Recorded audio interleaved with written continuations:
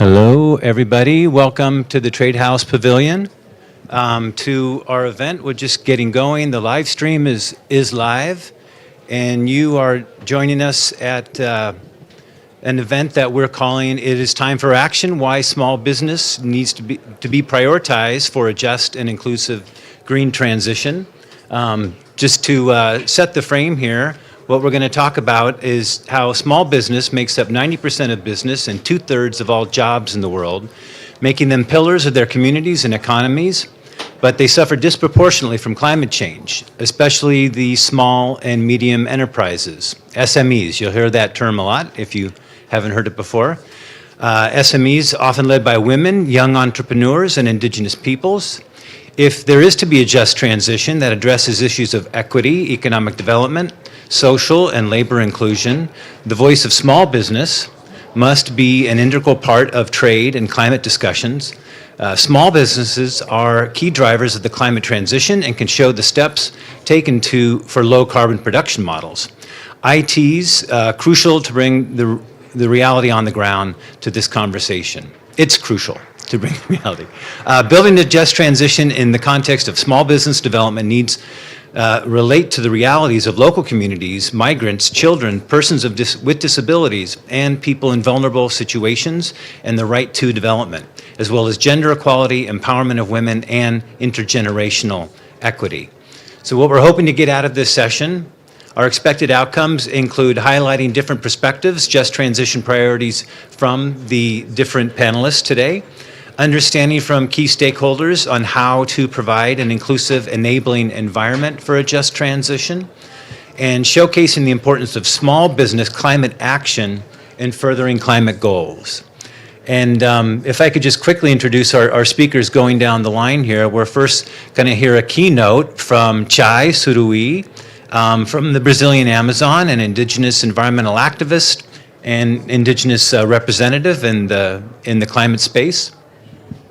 That keynote will be by 10 minutes, I think, and we'll have a few questions. And then our panel will be kicked off starting from the long end there, Pamela Koch-Hamilton, the Executive Director of the International Trade Center, and then Celeste Drake, the Deputy Director General of the International Labor Organization. And then we have I have the old program here. We have His Excellency Ali Sarfraz Hussain, the permanent representative of Pakistan to the WTO. And then last is Rihanna Edwards, founder and chief executive officer of Saudi for Change in South Africa. And I don't think I introduced myself. I'm your moderator, Victor Minotti. I'm the constituency focal point for the global campaign to demand climate justice. One of the two ENGOs in the COP space, you have Climate Action Network, and then DCJ is sort of a smaller grassrootsy one. And I just learned the other day, meeting some of our members here, one of them, a fellow from India, from the Street Vendors Association, present in all 29 states of India, 69 million members they had. I had no idea we had membership of this size, but that's demand climate justice, really pushing in the climate space and increasingly in the trade space where we know we need to be. And so I'm very happy to turn it over now to Chai to begin with the keynote.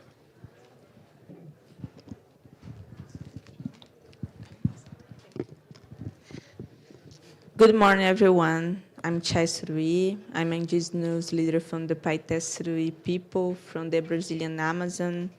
It's a pleasure to be here with you today. And when we talk about the just and inclusive transition, is necessary to overcome the climate change emergency in which we are suffering. Just transitions means leaving no one behind. You know, we need understand what the time that the planet is living now, and that we need radical and immediately action. And this means transform and change where the people are doing the really changing in the territories, in who is suffering more, who is the less emissions. In Brazil, we talk about social bioeconomy because we need to talk not only about bioeconomy, but we need to include the social. So we need to start to talk about one social bioeconomy. And we are this social bioeconomy because in Brazil, we are planting in reforesting the trees. We are protecting the territories because the indigenous peoples, we are the essential to superar agora to win this war, this big crisis that the humans are suffering, I think, enfim, em todo esse tempo. So if we want to change the things, we need to start think different because still today we already think that have no other way, but it's not true. The other way they are happening right now. How I say to you, this is happening in our territories. What we need is more support, is more financial, where this money is not going. But we need this, now we need to be sure that this will change because this will change the things, you know. When we talk about my people, we how I say to you, we are planting the trees since como é que fala 2008? Alguém me ajuda? 2008, because since this time we understand that we need not only protect our land, but we need to giving back to the forest what we take off. And we continue to do this. We continue planting the trees. We continue to protect our land. The indigenous peoples, we are 5% of all the earth population, and we protect 80% of all the forest, all the biodiversity.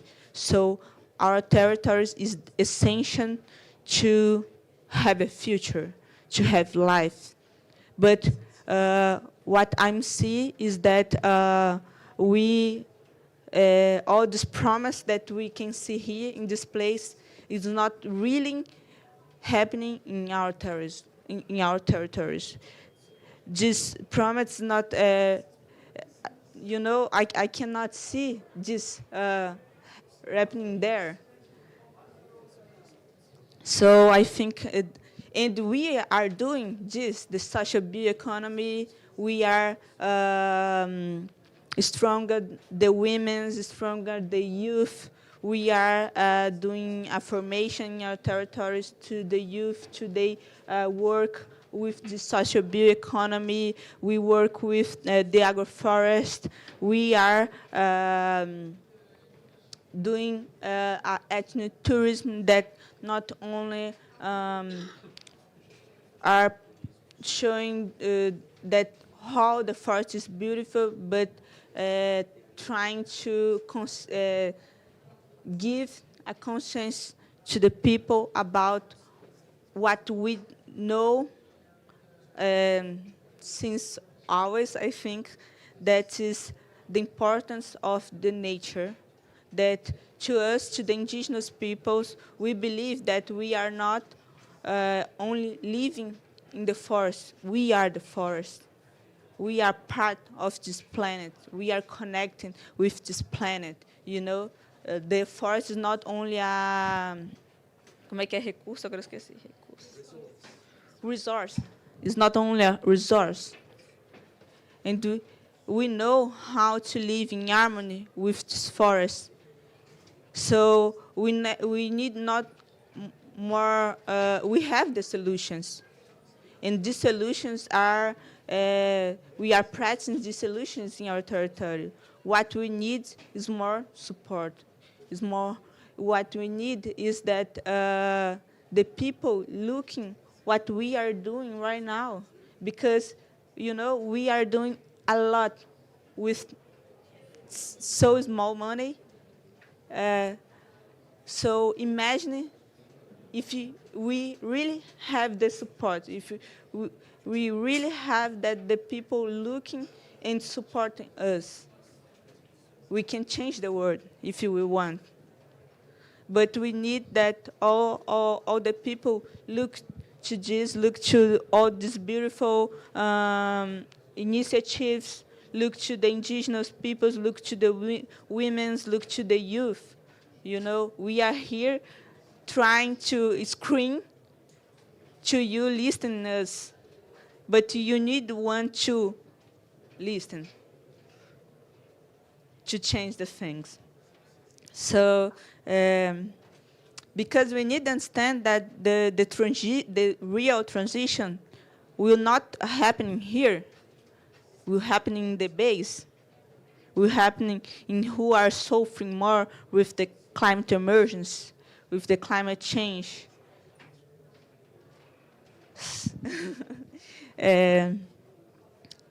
So yeah, I'm very happy to be here with you, because to me it's very important, you know, bring to here not only what my people, my culture, or the voice of my people, but bring to here not only the problems, but just the solutions.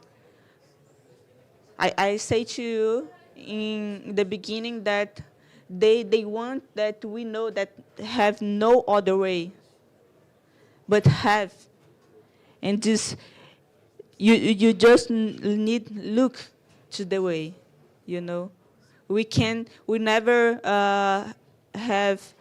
we never should believe in that have no way. They want that we believe this.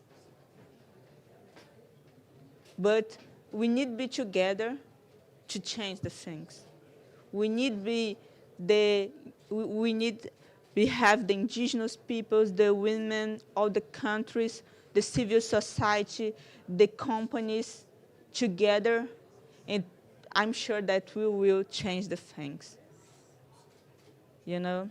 So thank you so much. And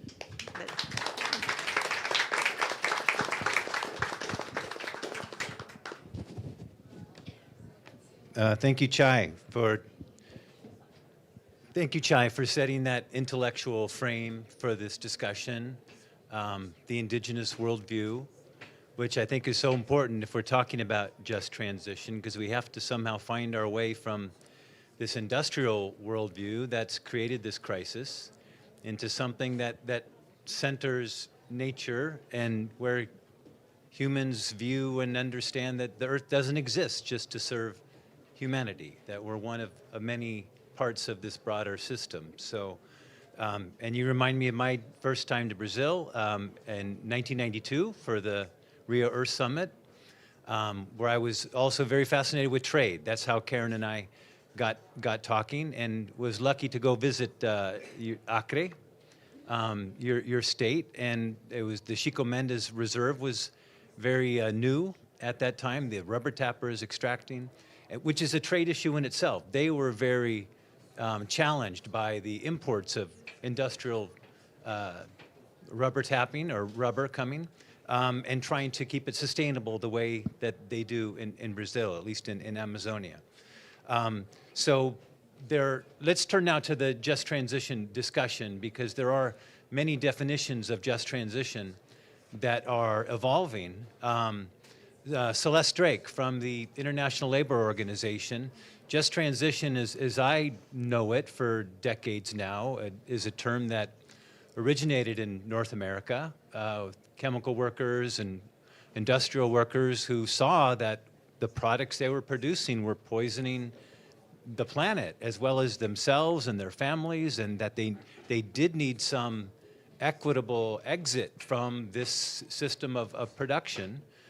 And since then, the term has gone global, as have you. So you are now you're now in Geneva at the ILO and taking the just transition agenda there. So if you could tell us, and we'd like to go to all the panelists, please. Oh, you have another mic, great. I do.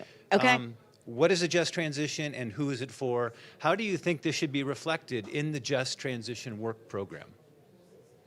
Thanks for that question, and thanks for inviting me to be on this panel. I think it's really necessary to talk about just transition if we're going to talk at all about tackling the climate change problem. In short, what just transition is, it's a focus on the social dimension of climate change and climate action.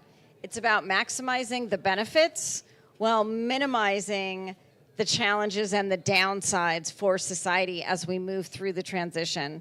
And the central reference point for the ILO is the ILO guidelines for a just transition towards an environmentally sustainable economy and society for all. And the guidelines offer a set of principles on just transition and provide guidance across 9 policy areas.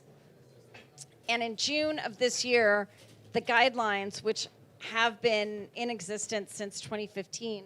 Is this working okay? Yeah, okay. Just want to make sure. Were actually approved by the representatives of the ILO's 187 government, employer, and worker members. And that's really important because that's the tripartite system. No other UN agency has a tripartite structure where workers and employers are part of the decision-making process and not just the governments. And that means that representatives from employers and workers came together and said, this is what we collectively believe we need to do to adjust our economies fairly and justly. So who is the just transition for? Well, it's for workers, but it matters for all of us, workers, enterprises, and communities.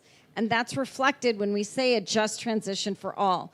Because if there's anyone that can't see themselves in the future after we run through the transition, they are not going to support it. So it's important to note that the framing is a little bit different and broader than what's contained in the Paris Agreement preamble, which refers to imperatives of a just transition for workers. If we don't bring our communities and our employers together, we won't have that just transition. And the recent resolution and conclusions of the International Labor Conference in June highlights workers, communities, women, indigenous and tribal people, youth, and other relevant stakeholders, specifically investors, consumers, and small and medium enterprises. We've got to bring everyone along so that there are jobs, decent work, and an enabling environment for these sustainable enterprises so that we can all get to the place we need to be. Thanks. Thank you. Ambassador? Same question. What is the just transition and who is it for? How would you like to see it reflected here in the work program? Thank you very much for the question, and thank you for inviting me. And let me appreciate and congratulate ITC for holding a session on this topic, because, and I'll focus on small businesses.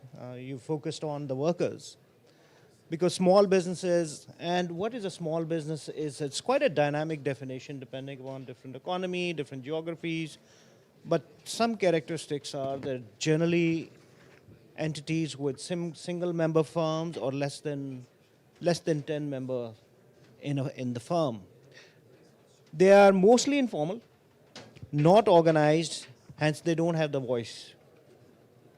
And that's where organizations like ITC play a critical role in bringing that voice to forums like this.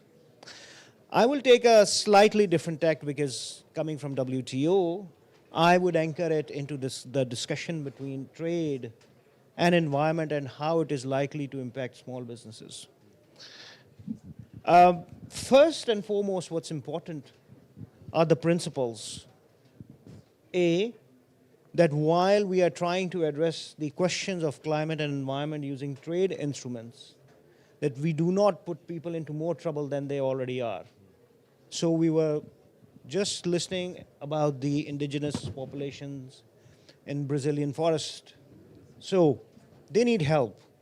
But if there are trade measures which are used, which puts additional tariffs or taxes or additional duties and burdens on those businesses, it is not helping them. So it's very, very important to make sure that policies are adopted in a way that actually help them. The second is an important principle around the polluters pay principle and the common and differentiated responsibility and the historical responsibilities of who should pay for the environmental degradation that we are currently facing at the global level. So that's one. The second is equity and social equity.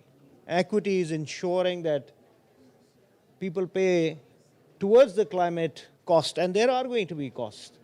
We need to be clear, we will need resources to clean up. The third is that the transition should help those communities and those smaller businesses, making sure that they have the right kind of skill sets and they have the right kind of access to technologies. And that should be part of those principles. And finally and foremost is that there needs to be a global cooperation and collaboration on that. You know, their economies right now and different countries and different members are trying to address this issue in different ways. And there is a lot of polarization on how to address all these challenges. And unfortunately, small businesses are the ones that are bearing the brunt of some of the global policies and some of the policies of some of the members, at least at WTO. So I'll stop at that. Thank you. Thank you.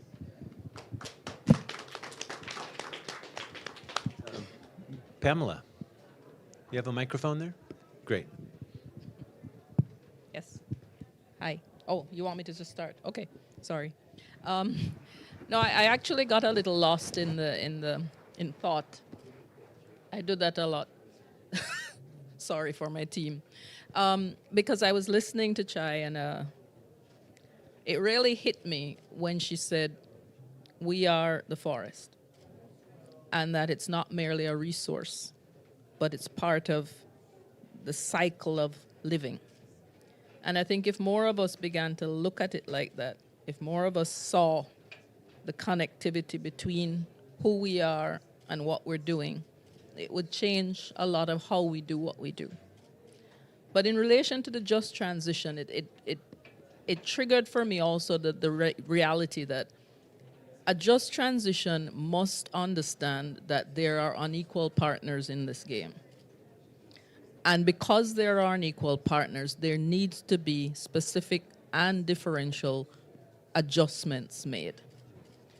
It cannot be a one-size-fits-all because there are different realities across the world, within countries, between countries, across regions, indigenous, women, youth, disabled, you name it. And so a just transition must take into account that reality. I remember working with Sir Sridath Ramphal a long time ago, and he was talking about the whole issue of special and differential treatment when it came to the WTO. And one of the things he said very clearly was this: when it comes to equals, we have equity. When it comes to unequals, proportionality. That we cannot have the same rules when there are different players in the game. And having said that, let me just say quickly what I think happens with respect to small businesses, and I want to give you a specific example of what we do. The reality is that most of the developing countries who are in this process, take Ghana for example. Ghana is the second largest exporter of cocoa in the world. They have 3.2 million farmers involved, 3.2 million. They are also on the front line of the change that's going to be required in terms of their exports. How do we help them make that transition? How do we help them meet the requirements and not lose market share? So what we did, because a lot of the engagement in the farming actually did include some deforestation, we decided to work with partners on the ground, like the Cocoa Board, stakeholders, and also a fair trade. It's a fair trade certified union called Coapa Coffee. Coapa Coffee, yes. And as a result, what happened is that cooperative has 100,000 farmers involved, and so you have it from the ground up. And this is what Chai was saying as well. You have the ground up. And having worked with them, we came up with both an income and climate smart engagement. The income and climate smart engagement is this. One, we were able to sequester 70,000 tons of CO2 back into the forest. We were able to reforest 400 hectares. In addition to which, we were able to increase the amount of exports to different countries as a result of that. We were also able to increase their exports by 8.5 million in increased earnings. 3,500 farmers were able to adapt new systems and new climate smart technologies, therefore maintaining the process. And as a result, what we've had now is a system which will be sustainable and will actually be from the ground up rather than flying in with what I call helicopter technical assistance. It doesn't work. So one of the things for us the just transition means is to attach the necessary assessment, the necessary equipment, and the necessary engagement at the ground level to ensure that these businesses are able to meet the oncoming onslaught of regulations that are going to impact them, particularly in the next year. Thanks.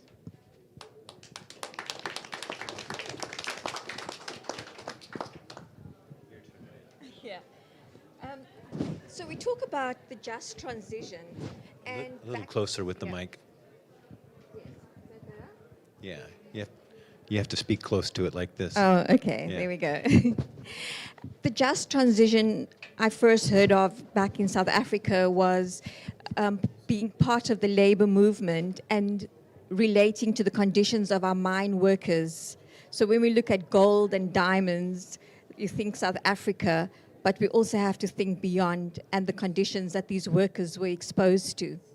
Bringing it back into my industry, we weren't only focusing on the workers, but what about the non-workers, the unemployed?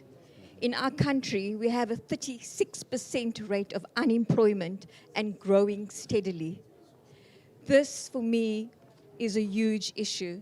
And through our organization, we are able to upskill women who ordinarily are sitting in peri-urban areas with no hope. Skill them so that they can move towards an earning opportunity. This transition from being unemployed to being a mom who can work in her own workplace, have supervision over her family, also protects them from the ills of society in underprivileged communities.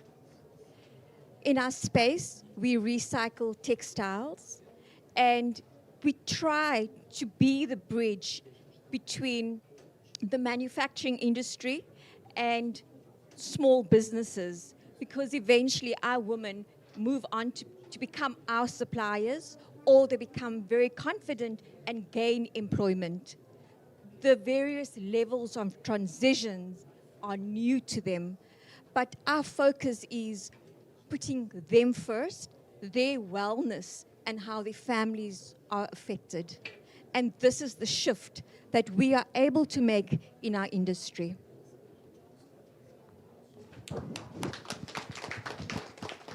Thank you. Just checking our time because we finish at the top of the hour, 1 o'clock. We're a little late going. But I have another question here. We heard a lot from all of you about experience and the definition and where the origins of just transition are coming from. But let's talk about policy now.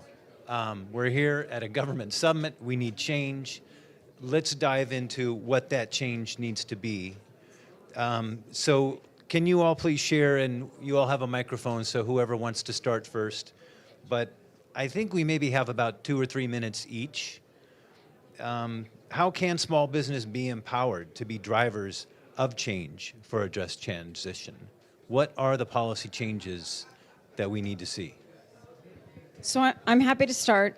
And at the ILO, we place a very strong emphasis on small and medium enterprises, and not just those, but actually we've started to use MSME, which is micro, small, and medium enterprises. And as you heard from some of the other speakers, it's these micro enterprises that often are, contrary to opinion, parts of the global supply chain, but they face some of the greatest access problems when they're trying to access information to become more sustainable, when they're trying to finance the new technology or the changes they need, or to access skilled employees. So this explains somewhat why some of them are late or maybe skeptical of transitioning to a more sustainable way of doing business, because they need the greatest help in getting there. And so supporting MSMEs in the green transition is closely linked to addressing barriers and challenges for sustainable business growth overall. And so what can be done? Well, the ILO has identified a set of drivers that could motivate and enable MSMEs to participate in the just transition. And these drivers are typically market-driven, compliance-driven, and/or resilience-driven.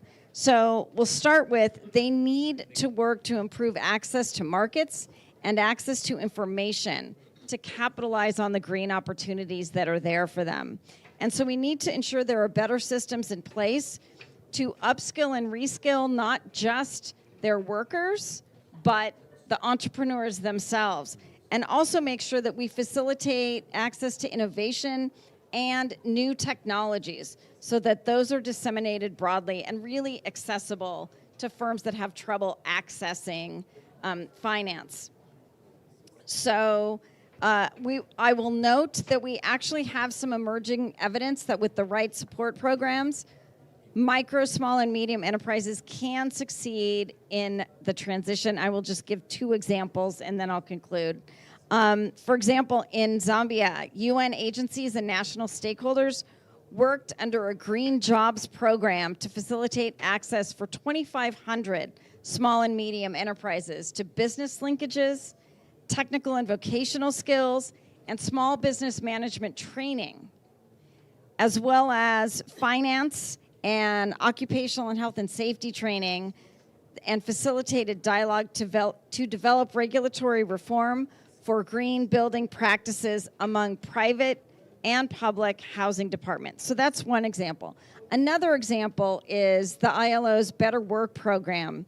And we have a collaboration between the ILO and the International Finance Corporation, particularly in the garment industry.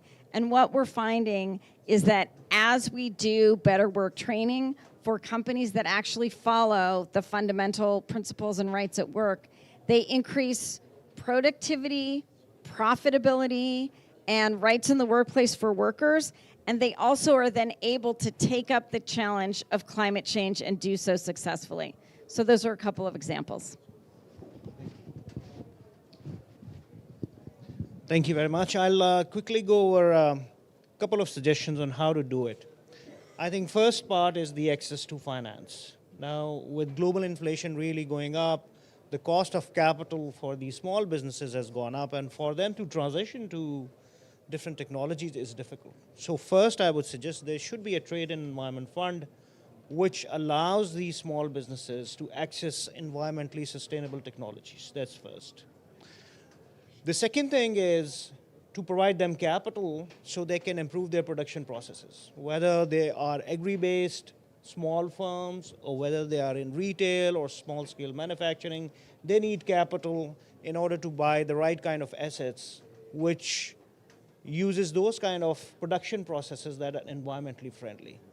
Now, it's very difficult to provide capital to them at this point in time. So think of GCF, and good luck accessing that money and with all the difficult processes that are in place. So I think what governments need to do at a local and nationally, they need to set up these guarantee funds and risk guarantee funds, which will allow entities to leverage the available capital using the risk guarantees and also have capital at a cheaper cost. That's the second thing, is having the right kind of capital structure.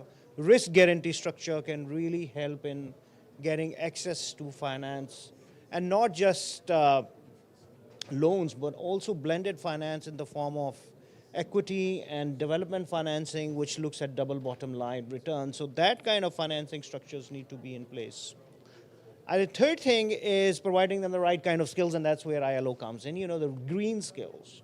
And when I green skills, I mean access to local microgrids, ability to put up solar panels, using irrigation systems which are more environmentally friendly rather than using flood irrigation that uses a lot of water.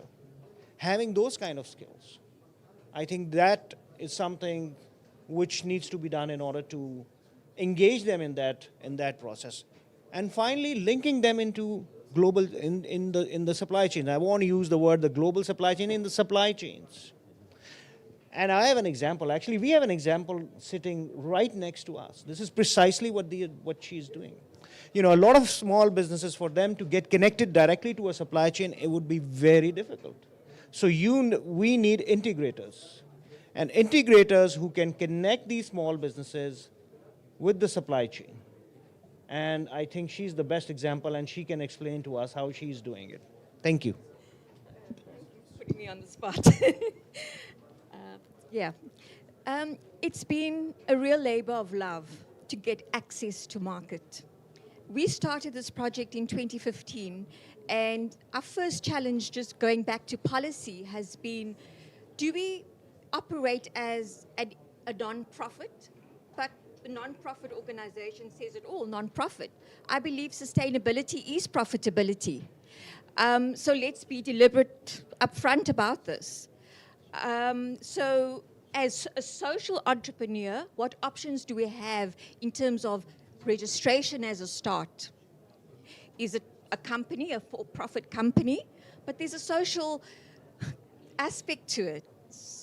So I find that there's a huge void in how we go about registering social enterprises as such. Secondly, you have all these different hubs of informal women, men that are highly skilled. How do we link them to markets? As an entrepreneur, we try and be that bridge, but it's not enough. There's all this paperwork that we have to go through. There's standards, manufacturing set by who? Can we reverse this somehow? Because if we are going to apply for funding, if we are looking at accessing the finance, how many of us do stand a chance? Because you need the actual assets.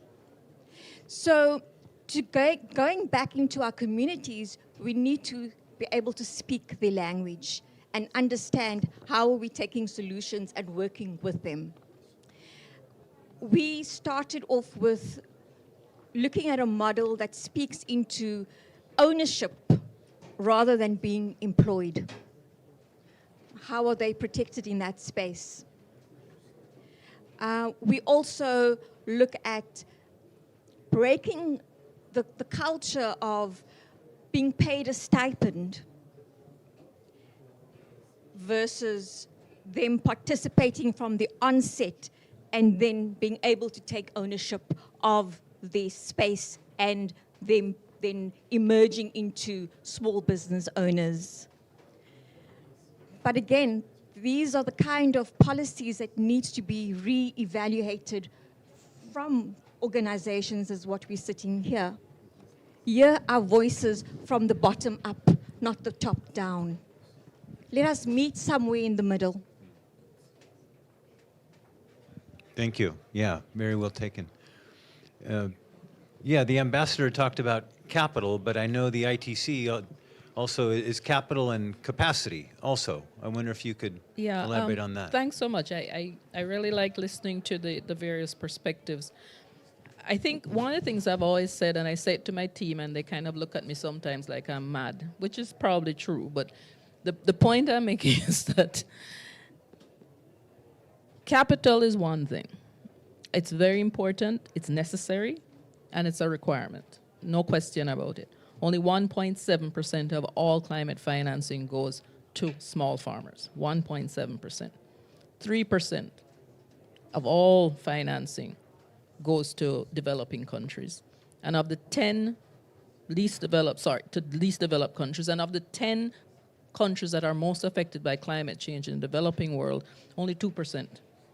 So therefore, it's not coming. Full stop. Having said that, if we get the capital and we can't access it, then it makes no difference. And one of the biggest challenges a lot of SMEs have, especially in developing world, is the ability to access the capital. There are pockets of money all over the place. There's money. And if you speak to a lot of funds, the funds have money undisbursed. Money that is sent back sometimes to donors. Why? Because a lot of the capital, a lot of the funding is so onerous for MSMEs to access that they just can't get it, whether it's they don't have the records, the proper record keeping, they don't have the proper banking system, whatever it is, they don't have. And that's what we work with these smallholders, with these MSMEs, to de-risk them, to put them in a position where they can actually get this funding, to access it using the various methodologies. We also work with the banks because they also have an attitude problem. They have a way of doing things which is linked directly to an old way. So they can't even, for example, ascribe value to an idea. They can't ascribe value to a concept. If you don't come with your collateral and your piece of paper to say, I have 5 acres of land and I'm going, you get nothing. And so it is trying to work through those systems to be able to de-risk the MSMEs, but also to inform and educate the banks and the other financial institutions on how to change the dynamic of providing capital. The technical assistance part, as I said, we work on climate smart agriculture systems. We work in our Alliances for Action system, where we literally from farm to fork, we take them from the very beginning. We do multi-cropping, we help them to work on their yields, and we do things to make them more competitive in the environment. The final thing we also do, which I think is also very important, is a lot of businesses don't necessarily buy the going green thing. So we also have to make the business case to them as to why it is important that they go green. Why, in a real sense, they are more competitive. They lower their production costs, they increase their yield, they increase their ability to access organic markets, they're able to have circularity and therefore save on water, on energy, and so on. So you have to also help them understand why it is important to be part of this transition. Thanks. Thank you. I'd like to comment on that. Yeah. So in our industry, there's just lots of whitewashing and greenwashing. And I think that, as much as we can look at the banks, but we also need to look at the big brands. And we need to hold them account.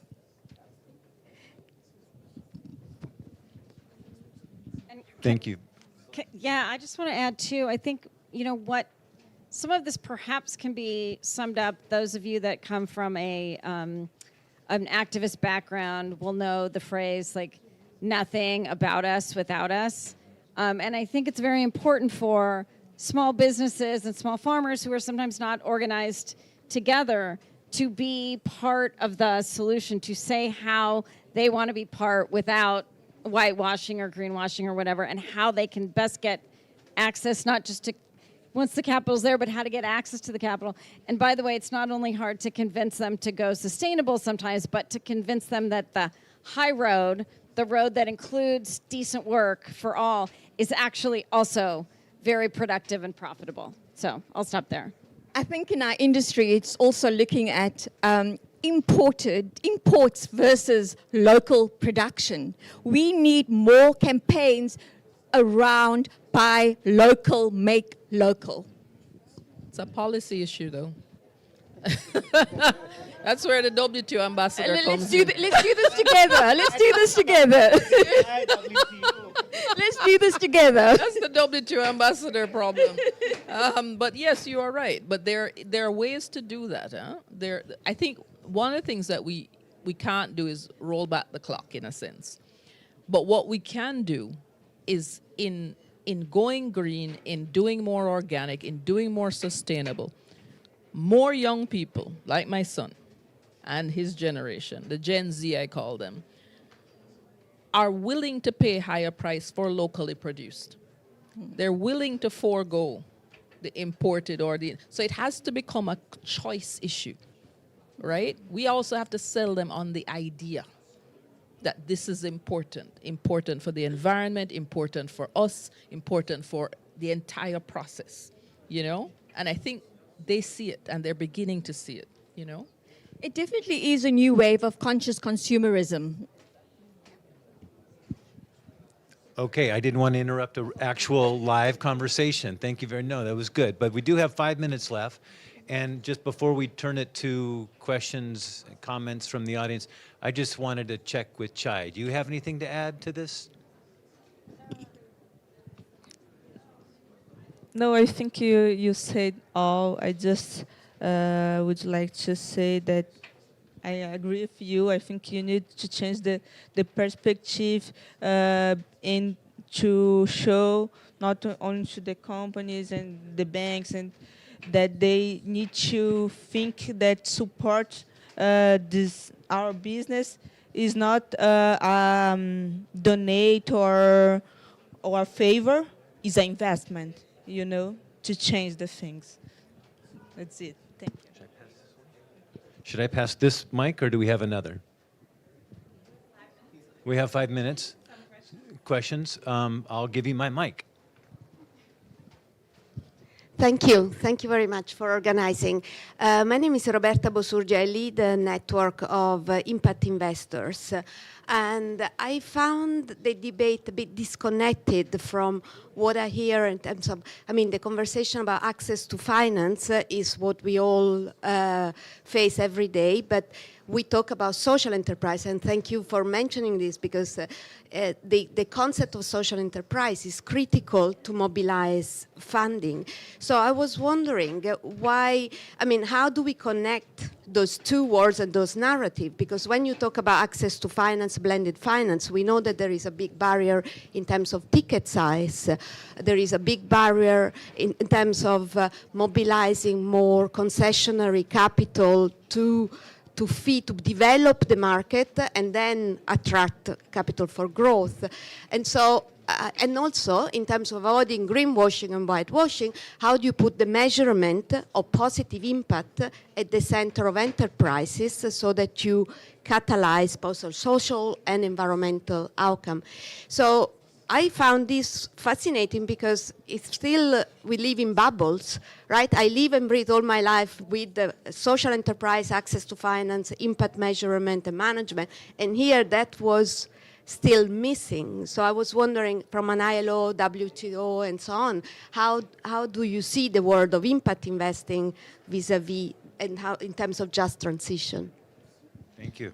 The voice of capital. Sorry, but before we do, because I'm afraid we're going to get short on time, was there another hand here?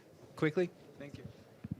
Hi there. I just wanted to say that I relate a lot to a lot of what has been said. You guys have covered a lot of what SMEs experience. I come from Morocco. I represent here the Anu Cooperative, workers-owned cooperative, national cooperative, 800 artisans fighting for market access because artisans in Morocco are only getting 4% on average of the paid price of their product. Fair trade organizations did not really do the work. They do not really solve the problem, and so the solution, as you've said, is really the ownership, among other things. And now these artisans are organizing for market access, but also for climate action, all sorts of really interesting things. We can discuss this individually, but basically my comment was going to be just about the access to finance and the fact that there's a problem in accessing finance because, as we've said, not a lot of percentage of the funds available go to us, these projects basically in the Global South. There's also the fact, and I found that to be really relevant and interesting, that it's like it takes a lot. Like we're doing so much. We have technology. We are supported by technology. We've really been able to access a lot of things. I am here, meaning that we've already been able to access all sorts of things, and yet we struggle. I feel really tired today because 2 days ago I had to apply, spend basically all day and not sleep to apply for a fund by the government of the Netherlands that took so much energy from me, and yet I could not but I sent it 1 minute before the deadline and still could not finish it despite having gone to business school, etc. Like other SMEs, other projects do not really get access to that. And so my comment, just to make it short, is that I think we need to change the paradigm basically of funding, because this whole question of a foundation is going to come to us already overworked, already doing the work of governments without the budget of governments, and ask us to make the case basically and do more work to get the funding. This should not be the case. It should be the foundation itself or the funder itself doing the work basically. I think we really need to push the conversation there. We've tried to push it with our funders, but we find really walls where they're just not willing. There's boxes where they want you to fit basically. Anyways. Thank you. So impact investing, access to markets, access to capital. One more voice here. Bom dia. Ele vai traduzir, porque eu não sei falar inglês. Good morning. Good morning. I will be the translator because Neidinha Surui doesn't speak English. Vai ser rapidíssimo. It will be fast. A minha pergunta é para a Rayana. My question is for Hayana. Como apoiar que pessoas que trabalham com mineração, com garimpo, e que estão invadindo terras indígenas e causando destruição? How to support people that are currently working on illegal gold trade, invading indigenous lands?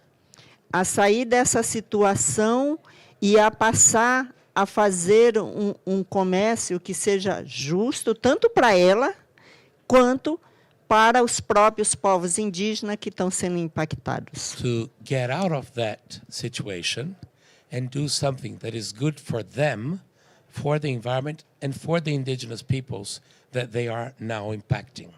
Gracias. Oh, thank you. Obrigado.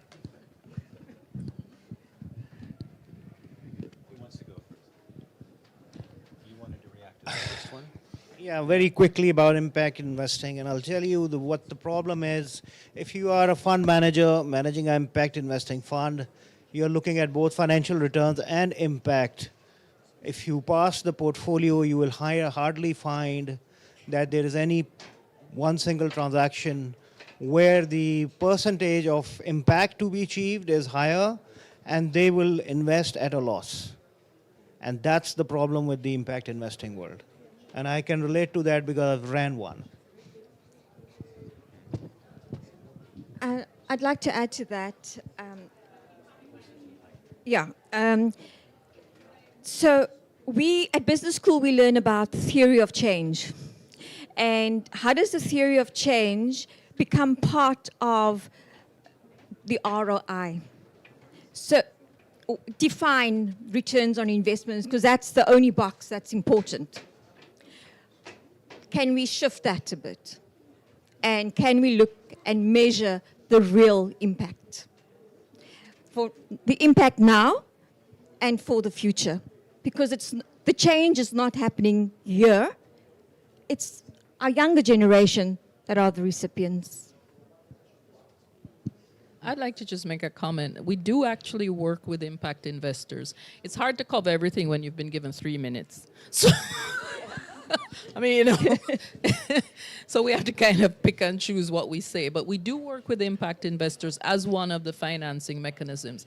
And I'll give you an example of one we worked with, which we're very proud of because it as you said, it defines very clearly how it works and that it can work. We work with a company called White Energy in Zambia. And we were able to mobilize 250,000 in investment for her solar panels and placing them. She was able to put solar panels in that supported 9,000 homes for the first time to get electricity and 60,000 people in that village. One impact investment of 250,000. So we are aware of it. We're aware of the importance of it. The bigger issue, as I mentioned before, is getting them ready for it. Because impact investors aren't philanthropists. I mean, precisely. And so there's a difference. And so we have to also work with that. Thanks. And I'll just say two very brief things. First, I think some of the questions that were raised end up being questions of policy coherence. So at the ILO, we've heard for years, well, you recommend one thing and it seems the WTO recommends something else. Or the World Bank comes in or the IMF comes in and recommends something else. So it's important that we all integrate and are in the spaces, and that's why the ILO is very active in places like OECD, G20, G7, so that we can all agree that social protections are actually important, not just to workers, but to enable workers to become entrepreneurs, and why it's important for just transition, that people can feel protected as the economy changes. And secondly, to this other question, it is often about priorities and what can we do to get people out of destructive and damaging economic activities, particularly when the most vulnerable, like the indigenous, are victims. And one thing that we can do is, again, continue dialogue, continue to lift up the importance of it, and then the ILO can come in and provide, with development partners, technical assistance so that governments know how to respond, how they can have inspectors, how they can implement and enforce their laws and get better compliance and move people toward higher, better, more sustainable economic activities. Thank you for answering the question. I think I'd just like to add that if we get to the root of why they're doing what they're doing, you know, obviously they need to find that solution. And I believe in skilling and skill development. We have seen firsthand how families and communities have grown through active engagement and a pay-it-forward system, because we all need role models in the community. If we can get one person to change, it becomes a ripple effect. Chai, a last word?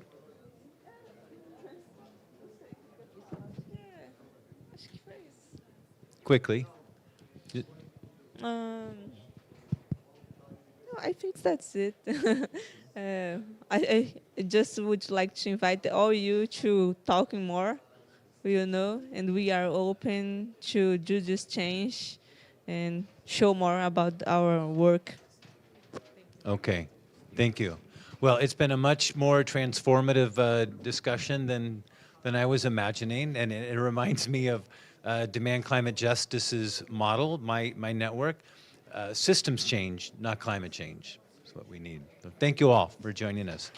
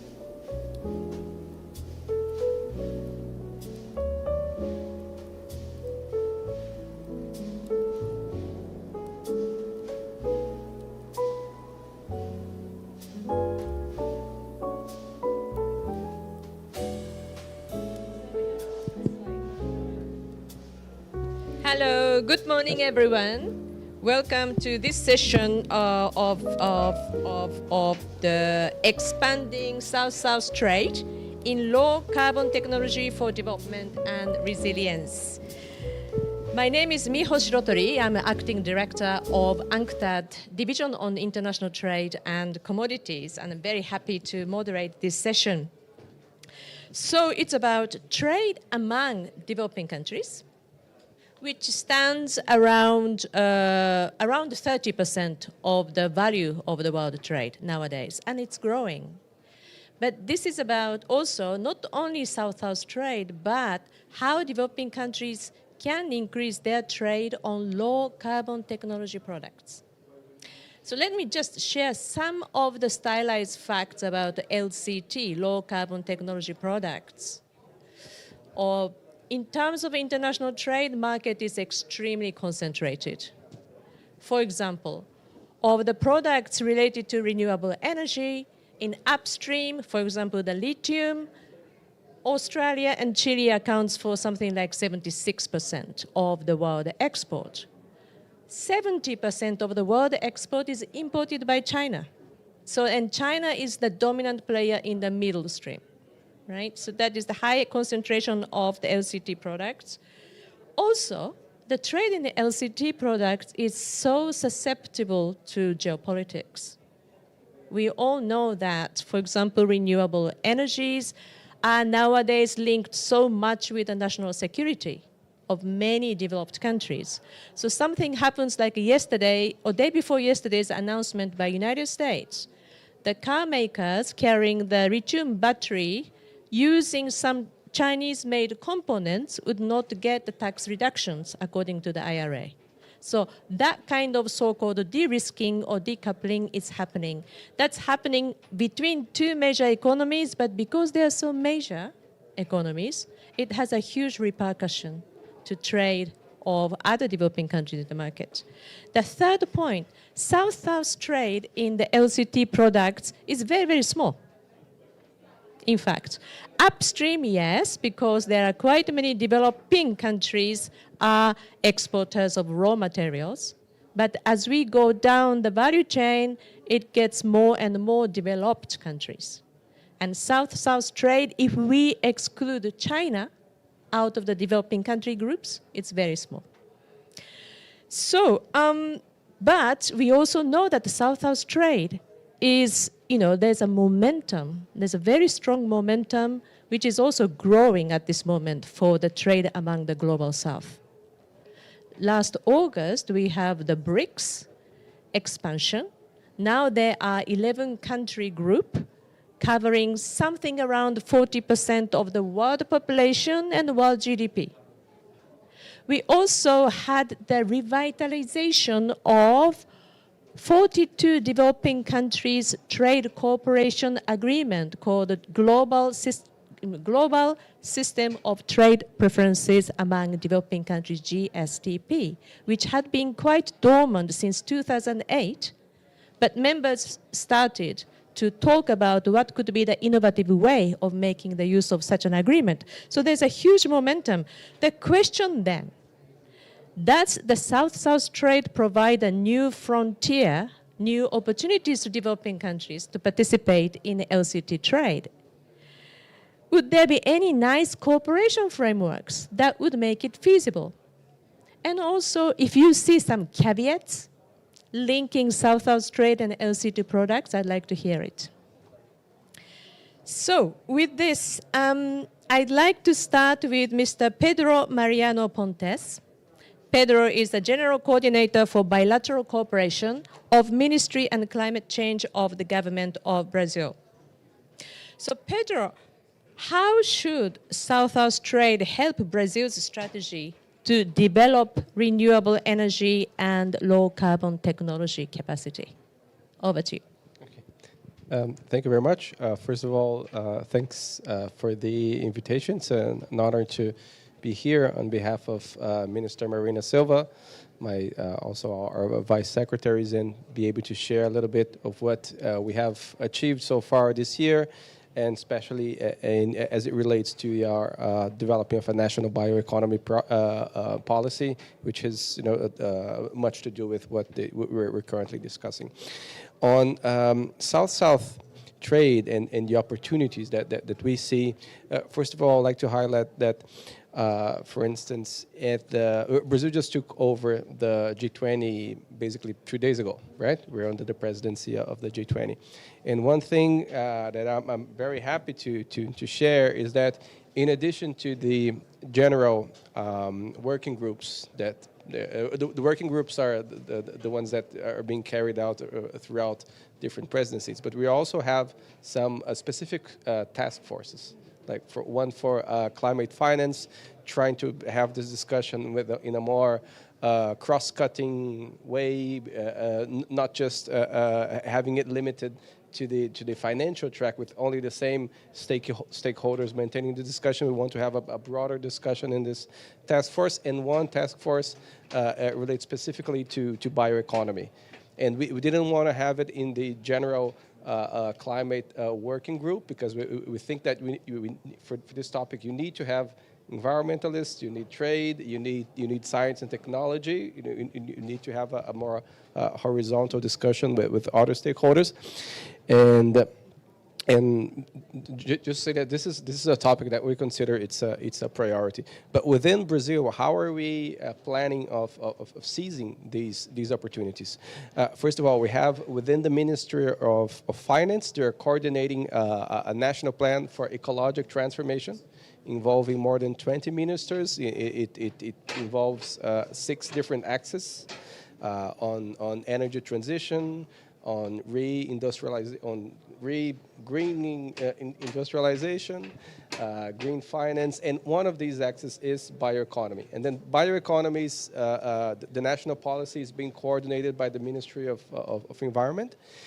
We've carried out a series of interministerial meetings to have to see what was already being done, because one of the things that for us it's striking is that Brazil is the most biodiverse country in the world, how little we're actually represent in trade that it's closely related to biodiversity. We have a set of 7, 8 different types of staples representing 70%-ish of trade food, whereas we have all of these novel foods, and especially in regions, in ecosystems such as forests and the Amazon. It's really important to take all this up. So the national policy on the bioeconomy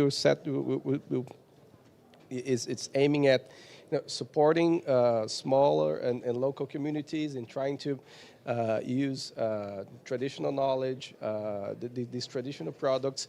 But it's not just about let's say, how do you, it's not just about making them public. You need to help them develop the value chains. And this was a major topic when we had a discussion in Belém in August. We had a summit of the Amazon with all the Amazon countries and a few invited countries that also share a tropical forest. We had Minister of Indonesia, Minister of both Congo DRC and Congo Brazzaville. And one of the things that was discussed is how can we broaden up the trade in forest products? Because this is not just, as we were speaking, like on the lower edge of the value chain. There are many solutions that we can think of, especially as it relates, for instance, to the discussions on plastics and its substitutes. There's much that we can do based on forest with forest-based products, on bioenergy, and then entering. As I'm finishing here, but just touching upon the energy bit. Well, renewable energy is a major issue for us. Biofuels have always been, well, since for almost 2 decades now, has been, actually 5 decades, but as we became an exporter of ethanol, as it relates to trade, it has become a major thing in our agenda for the past 20 years. But it's also a component that, for instance, in the case of biofuels, we have not just a mandatory percentage that you have to use in cars, but there's a green certificate that if you if you purchase a certain percentage of sugarcane from smallholders, and you get your, it's a biofuel with a certain green label that also supports smaller local communities. But then it's important to have these discussions that we're trying to build regionally with Amazon countries, and then with this initiative at the G20, so that we can try to have a discussion that's not just based on standards being developed elsewhere, but also try to gauge what are the strategic interests of developing countries, and how can we let's say increase South-South trade in low carbon. What are the technologies that we are developing, and how we can take this forward? So these are some of the initiatives that we're having, some of the forums that that we're trying to have these discussions. Thank you. Thank you, Pedro. I mean, this idea of, especially on the bioeconomy, and it is quite eye-opening that, you know, the approach is so multi-stakeholder, interministerial. You know, this is something that we really, really need in terms of the policy coherence, right? We are just saying that, you know, okay, trade policy we have, environmental policy we have. We just have to have an amalgamation of this policy in order to achieve what we want to get. Also on this, you know, G20 you just mentioned about, you know, standard, just not getting the standards that's set elsewhere, you know, and try to adapt it. I think it also goes for the technology. We talk about the technology transfer, but within the South-South framework, I think more and more discussion of technology co-development. Because technology transfer means that if it's transferred, you're always at the end of the technology progressing line. You always get it at the end. But technology co-development, looking at the specific characteristics of developing countries and come up with some new green technology, I think there's a huge opportunity area. So that was very interesting, Pedro. Thank you very much. Now, following what he was saying about, for example, what could be the products or services included in the bioeconomy, he mentioned something about the plastic substitutes, for example, and some of the biodiversity-based products, and you are very familiar of these things. I just want to ask you, Chantaline Carpenter, who is the head of Trade, Environment, Climate Change branch of UNCTAD. And she's a real doer, and she is really the powerhouse. I mean, she actually managed to have the 4-agency collaboration and have this beautiful trade house. Thank you very much, Chantaline. I think probably it would be very, very nice if you can brief us on where we stand in terms of the, you know, trade among developing countries in this area, and what kind of framework could be useful. Also, just I forgot to say that this session is being streamed online, and it's going to be available on YouTube later on. So if you make a mistake, it's not going to be erased. Thank you. Thank you, Miro. And I want to acknowledge my colleague from WTO in the room and ITC in the back, because this is a real teamwork of collaboration, including the ICC. Why? Because we do believe trade is necessary to achieve the Paris Agreement. But it's not enough, because we also need to include the SDGs, which our 193 countries have agreed to. And we're only going to have a just transition if you have coherence between trade, climate, and the SDGs. And this is perfectly lead into what you were saying, Pedro. One, to start with, congratulations and thank you to Brazil for ratifying the GSTP, because the reason we're reviving it is because Brazil joined at the beginning of the year, recognizing the value of because most developing countries do not have the capacity, or the size of the economy is not big enough to develop, except for Brazil and a few others that you mentioned, to develop the technologies. But together, they can develop the technologies in the regional, most likely in the regional setting. And so, for instance, is when we did the first GSTP meeting, we looked at the solar and the wind supply chain. And developing countries, part of the GSTP, actually have the necessary technology to develop it jointly. They have the market together to do it as well. So they don't have have to be facing these additional requirements that are being put in the market right now, and they can advance at the speed that they have the capacity to, given their fiscal constraint and their level of development and institutional capacity. Pedro, you mentioned the biodiversity and plastic substitute, as Miro mentioned. We've been working with Brazil, with several others, on non-plastic material substitute that are where developing countries actually have a comparative advantage on this, including seeds with seaweed. Seaweed is one of the best substitute for plastic. But there are several other products such as bamboo and some of these other crops that could be used for plastic substitute. UNCTAD is also leading a big project on trade and biodiversity.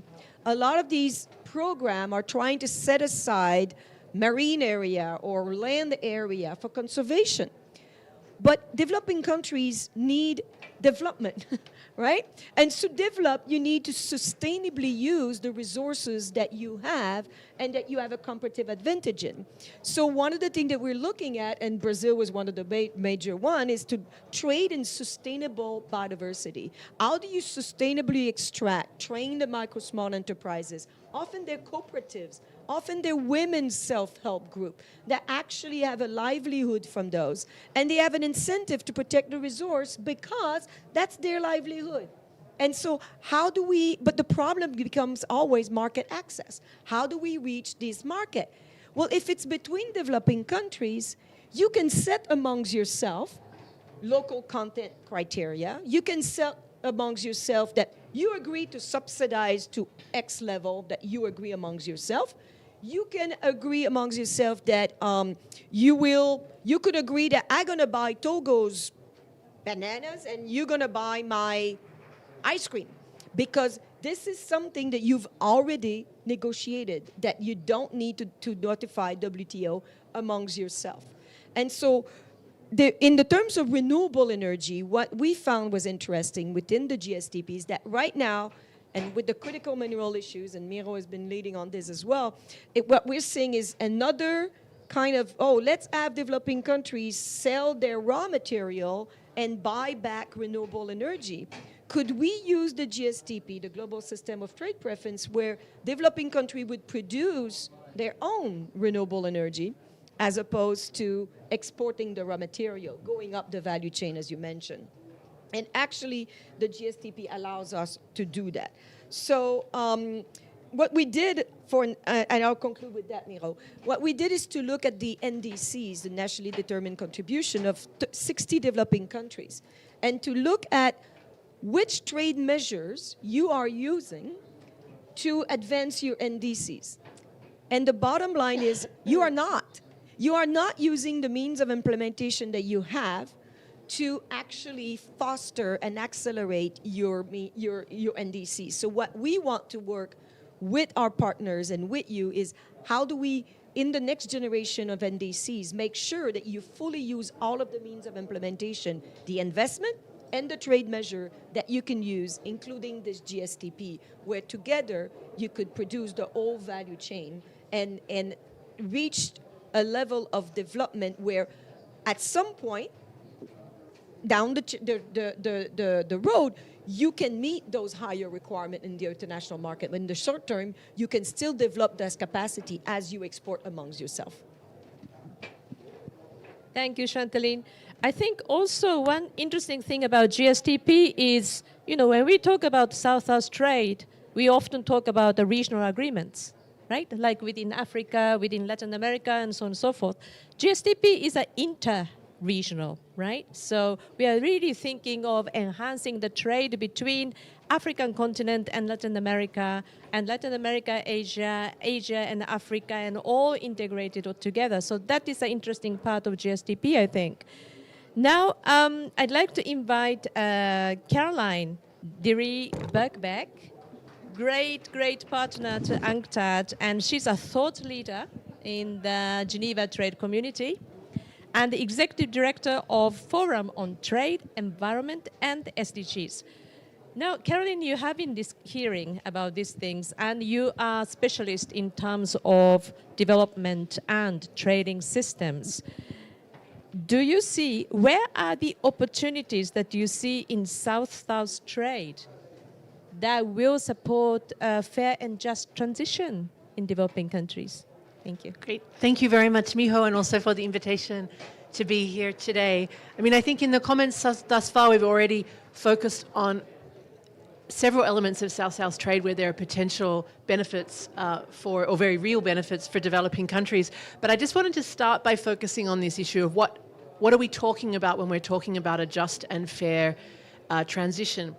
And here from the work that we do in Geneva and talking with a range of different developing country governments, what they're focused on is the idea of how can they add value to the exports that they have? How can they use this to drive economic diversification in their own economies and drive development in their economies? How can they use a fair and just transition is one that would also lower the cost to them so that key technologies for the transition are more affordable and that they can adapt them to local circumstances. They also speak a lot about a fair transition being one that supports the development of regional markets and builds resilience, just as developed countries wish to build resilience in their supply chain so that they can diversify. And also ones that support local communities and local development, as you've mentioned, with the bioeconomy and so on. So when I think about South-South trade, the question is how can it help drive and support those objectives? And so here we know that there are many developing countries who are engaged as competitive exporters of green technologies, of biofuels, and also have the potential to produce and export more from the bioeconomy. And this is a diversity of countries. We tend to think about China as being an exporter of green technology, but Malaysia, Mexico, Singapore, and Thailand can. And the bioeconomy, we have a number of developing countries, including Brazil, who have a major role to play in that. And there's an even wider list of countries who have the capacity to participate in production chains and networks and in supply chains for some of these goods and technologies as well. So I think it's not just about being able to do it all at home, it's about being part of regional markets or partnerships with other developing countries across regions as well. So I like the idea that you said before about the co-development of technologies and products as well. So I think for us, when we think about South-South trade that can address some of these priorities in terms of a just and fair transition, we have to think not just about trade opening and opening of markets. That's clearly a key part of it, so that countries have access to markets for some of these technologies that they might produce or can import them from their developing country colleagues. But it's also about addressing issues of non-tariff measures, of the regulatory environment, of a cooperative regulatory environment, so that there's cooperation around standards, around investment facilitation, around licensing for new projects. You can't export to a country that won't give you a license to produce, invest in the renewable energy sector. It may also involve partnerships around intellectual property, so that you have more flexible arrangements for countries in order to promote investment and co-development of these technologies. A key element is beyond the trade measures or related to them will also be investment and finance, so that companies can actually buy and invest in these new sectors. So the point, when I think about the GSTP and the idea of South-South trade, that makes me think it's not just a matter of launching new negotiations around tariff liberalization, for example. It's about having a much more comprehensive approach. And the nice thing about the GSTP is it provides some options for looking beyond, for addressing market access concerns, but also looking beyond them at the wider package of cooperation. And so I noted in the framework, it talks about the option for arrangements relating to direct trade measures, but also medium and long-term contracts, arrangements relating to sectoral agreements, and so on. So there's some scope within that for developing countries to think about what they can do around the development of South-South trade, around particular technologies and problems and sectors that they're trying to promote. So I think that's an exciting and gives us an opportunity to look afresh at how we promote this kind of South-South trade. And just my last point on that was about this idea of looking beyond conventional approaches to things like environmental goods and services liberalization, to think about a more project-based approach or problem-based approach, as I would call it. So if the challenge is getting renewable energies into your economy, or it's about access to cutting-edge water technologies that will be useful for adaptation, or it's about bioeconomy products, we need to think of what are the problems you're trying to solve and what are the array of trade-related constraints to advancing that partnership or that, projects on particular sectors to solve particular problems. Then I think it might be easier for some countries to be much more ambitious and aggressive, because it's actually about solving a particular challenge that they've identified. And if you go into the countries' submissions under the COP framework, they've made very specific lists of technologies that they need for mitigation, technologies that they need for adaptation, the problems they're trying to solve. If we start from there, I think we'll have a much richer discussion around issues like environmental goods and services and promoting South-South trade than if we go to it with this idea that we need to make a list of products and the country has to liberalize all of that. If you can get ministers of environment, of agriculture, of energy on board and say, this will help us solve a problem that we have, and then you can create a trade cooperation sort of partnership around that problem you're trying to solve. I think this might be a new approach where we will get movement much, much faster around trade cooperation. So I hope that's a helpful contribution, Miho. Thank you very much, Caroline. I mean, we would definitely depend on your, mobilizing power of the people in Geneva, not only Geneva, but outside, to have more sort of in-depth and creative ideas on how we can use this kind of, cooperation framework. A couple of things that you said caught my attention. One is about, of course, South-South trade. Expansion of it has to contribute to increasing the resilience. Now, UNCTAD just did an analysis this month and really confirmed that the market, global market trade is more and more concentrated. Basically about this, friend shoring. I don't know if you're familiar with this, but the trade among the countries which share the similar political interests is increasing. And those which do not have a similar political interest is decreasing. So it's becoming like a camps in the world. This is one environment within which we have to think of what could be the use of the South-South trade. Also, thank you very much for saying that, this South-South trade and partnership is not only about market access liberalization. It's really about development-centered economic cooperation. And especially through this regulatory, what we call the reducing the regulatory distance among the countries is a very important way of reducing, for example, the trade costs. So thank you very much on that, Caroline. Now I'd like to invite Ms. Maria Jose Gonzalez. She is a senior advisor of the Ministry of Energy of the government of Uruguay, and she is a true specialist on energy.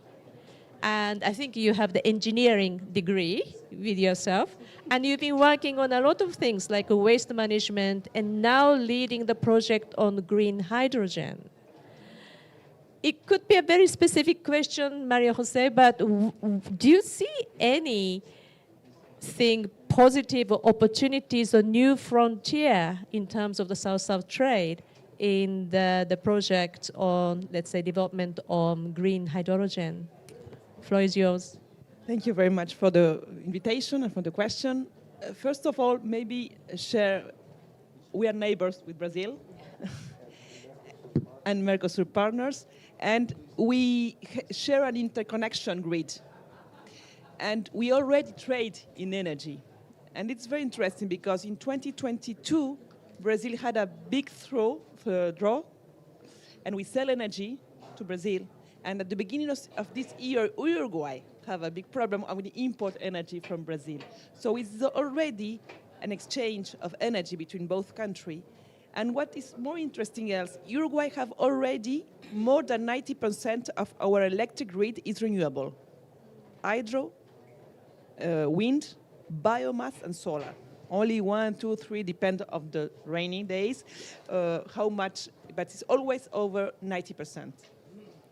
And the connection with our neighbors for the trade of energy is very interesting because we can use also the interconnection as a renewable backup. Because we can put on our thermal plant also. We have a thermal plant, but sometimes it's better to buy to Brazil renewable energy than to turn on this thermal plant. So thinking on the variability of the energy, it's very interesting to think on the potential of the trade of energy also. But going to the hydrogen, as I said, Uruguay have already a lot of renewable energy, and we have in all the country have energy, all the people have access to electricity. So for us, it's natural to start to speak about production of hydrogen and derivatives. And I would like to a specific add to the Brazil presentation, and I think it's very important for the trade of this new kind of commodities. We have the opportunity to produce energy and derivative of hydrogen with biomass products. That's why it's very interesting. And sometimes from Europe or from other countries, they saw biomass as, oh, no, we are competing with food. But it's not always that. We have a lot of space also. And we need a really fair trade system if we talk about, we have a lot of renewable, Brazil and Uruguay have a lot, or the region, Latin America, have much sun and wind than we need for our capacities. So we can produce for export to the rest of the world.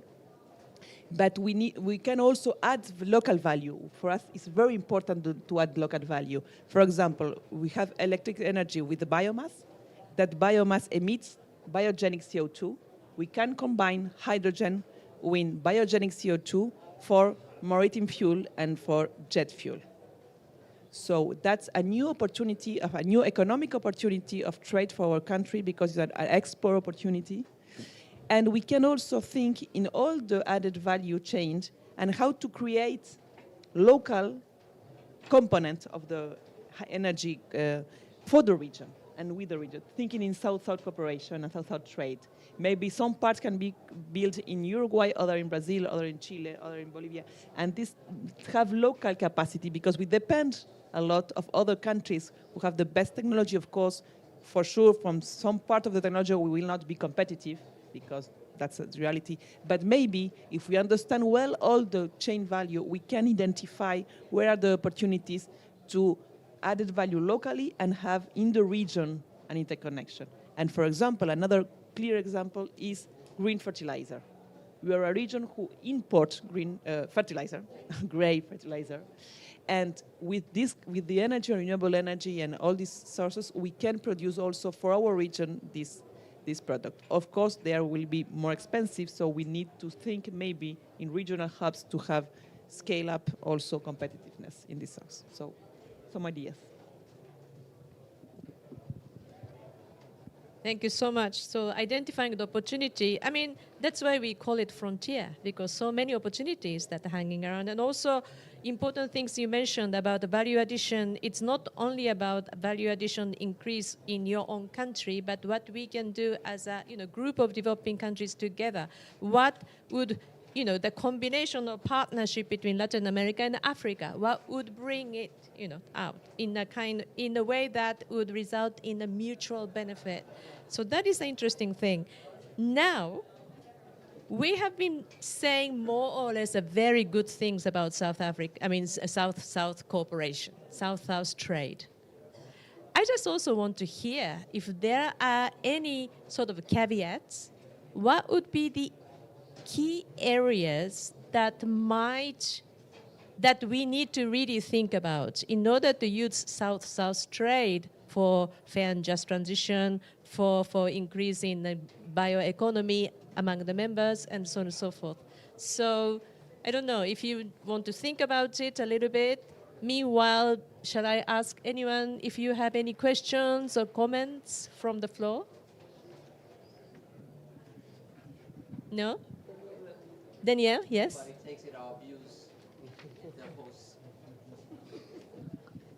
Actually, Miho, it's in the direction of your question. So, hi, I'm Daniel Ramos. I work at the Trade and Environment's Division of the World Trade Organization.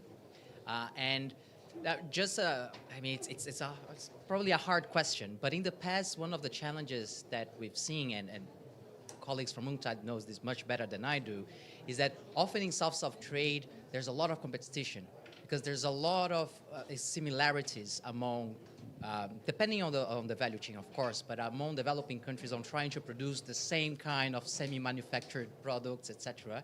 So that's why often you see a lot of regional trade agreements between South and North, because the South is producing something that the North wants, etc. So one of the things which is great, and I confess it's been 10 years since I last looked at it, but the Mercosur, they did have environmental goods identified and tried to incorporate. So it would be interesting to see how that's evolving, if that helped having in Mercosur some facilitation of trade in that. But I like the idea from Caroline, of course. She always has great ideas, which I think it's probably to get there, we need to look at it from a problem perspective. And what a great opportunity to use the kind of space that COPs offered, maybe COP30, who knows, to launch these initiatives that we hear normally led by North countries of using or coming together for economic integration, using trade tools to promote bioeconomy as a solution for climate change, and trying to really make, because then it gives us a political mandate to help you identify specifically what are the trade tools that would help there. But I fear that if we only put it from the trade perspective from the beginning, we'll go back to Geneva, to places, and they'll say, oh, but I also produce that. So how is that going to work? Thank you very much, Daniel. Really great constructive question. If I may just say, not as a moderator, but as the head of the International Trade and Commodity Division, I can share you these statistics that when you look at the trade, sort of the components of the products traded among developing countries, that's much more diversified than what developing countries actually trade with developed countries. There, we do have the concept of specialization. So the developing countries are more concentrated in the raw materials and import more manufactured goods. That's been the case, unfortunately, for the past 6 decades or so. But the South-South trade, within Africa, within Latin America, you know that all the things, particularly, they're more diversified and they're more processed, more manufactured. So that's why another reason of, it's not so much of the competition per se, but the complementarity among developing countries may be there. And that's exactly the case of the Africa Continental Trade Framework as well, partnership framework. AFCFTA, they're saying that Africa, from outside, we see that Africa is a country of raw materials, but within, there are a huge amount of trade happening already. And with AFCFTA, I think it will really help countries and people, businesses, to explore that opportunity. But you talked about the problem-specific areas, and you raised the issue of the Mercosur. So as you, maybe from the Caroline this time, what do you think would be the key areas that we have to think? Caveat or key areas we have to think of, if we really want to make sure that South-South trade can be positive, what would be the, sort of the points that we have to be careful about? I thank you very much, Miho. I really liked Daniel's question there, because I was thinking a few weeks ago there was the Committee on Trade and Environment at the WTO, and I was sitting there as someone who thinks a lot about how to get countries to cooperate on trade and sustainability, that there was this remarkable set of presentations and questions around hydrogen. And I thought to myself, I think there were 6 or 7 different countries with active, Uruguay did a fantastic presentation there, so did Brazil, and so on. I thought, okay, so here's a positive trade-related agenda, countries with shared interests. And then there's this challenge of how does that not turn into the normal kind of zero-sum competitiveness game that goes on, especially, in the trading arena. And then it made me think of all of these initiatives you see at the COP, where you have these extraordinary sectoral partnerships or industry-specific partnerships with companies and countries that are in competition with each other, but they say, we're going to work together to solve X problem. We recognize our sector has to move, or we need to collectively solve this problem. And so it seemed to me we need to think a bit more about that in the trade arena. We tend to go with it much more with the traditional tools of the deals that we know or the rules that we can approach it with. And I think, again, this sort of problem-solving thing or sort of project-related kind of approach might help us there. So I was on the particular thing around green hydrogen, for instance, or biofuels. Maybe there's a role for those countries that are in those markets to work together on common regulatory standards, on selling this as a sector to key investors and potential financiers of these sectors, because it won't fly in any of these countries unless you either mobilize the domestic resources or your companies have access to financial markets to buy these stuff and to expand and build. So I guess that would be a message, that there's a risk that you won't have the financing, and there's risk that you'll approach this in the same kind of zero-sum way as we have before. And I think the way we have to look at it, it's a bit new for the trade community, and Mia Motley mentioned it yesterday. Some of these things, we have to frame them as global public goods. We're helping to deliver what the global community needs to have. And therefore, it warrants a different kind of approach with a different kind of collaboration domestically, and also vis-a-vis trading partners, whether they're from developed countries also, but also from developing country partners, and see if we can get some mutual benefits from that. I do think in that regard, that might also push us to look harder for, and maybe the markets are too far away for Latin America, I don't know, but how does this also work with or help support markets in African countries, for example? And how can they be part of these dynamic sort of systems of change as well? So that it would force us to think more, how are we going to work together to solve the problem rather than compete over our trade interests there? And hopefully if you do that well, you can all compete as well, but in a framework of cooperation, under a wider framework of cooperation. Maybe that's too idealistic, but that's what gets me out of bed in the morning, is trying to think, how can we leverage all of this dynamism for greater public good in the end? Thank you. Thank you, Caroline. So Maria Jose, what would be the key action areas for us to, like she said, leverage the South-South trade opportunities? Maybe regarding the trade system, something we launched tomorrow. It's a regional for Latin America sustainable hydrogen certification. Yes, that's why. Yes, that's with the support of the EIDB, the bank, because we know Europe is talking about sustainable certification, and I don't know if it will be clean hydrogen or sustainable hydrogen or low carbon hydrogen. Yes, a lot of alternatives of the Latin American certification. Certilac is the name. Will set the minimum condition each country must to achieve for the hydrogen in sustainable way, regarding local population, native use of water, and different, of course, energy sources and others. But that's minimum. Each country have the dependence to have its own certification. I think that is important because we have different reality in Latin America. You have countries with a lot of natural gas, so the blue hydrogen is on this certification. In Uruguay, we don't have oil, we don't have gas, so it's only green hydrogen. But for us, it's very important because when we want to sell in the region, but also for Europe, for example, our main domestic, Brazil and Uruguay, it's important to certify these products. And because also have a regional certification, you can have some condition for the technologies, from the input to have more same condition for these products and better technologies for us. So that's an example, very concrete. We are trying to push to have this cooperation, and in a competitive way, but it's coming from a cooperation. Thank you. I think there was a good resonance that, regulatory cooperation must be, and the congratulations of this is the joint certification. That sounds a very, very good idea. So Pedro, what do you think would be, if there's any caveat, something that we have to worry about, or any key action areas? In terms of areas, I would agree that biofuels, we have many opportunities there. Hydrogen, renewable energy in general, green hydrogen and biofuels. But just wanted to pick up some threads here and share something.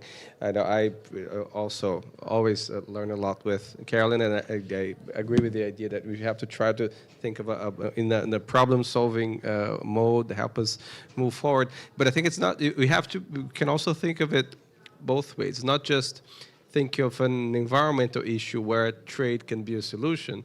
There are also occasions where you can have a trade problem and you come up with a solution which is environmentally friendly, which is basically what happened with the case of Brazil and India having the issue had with sugar.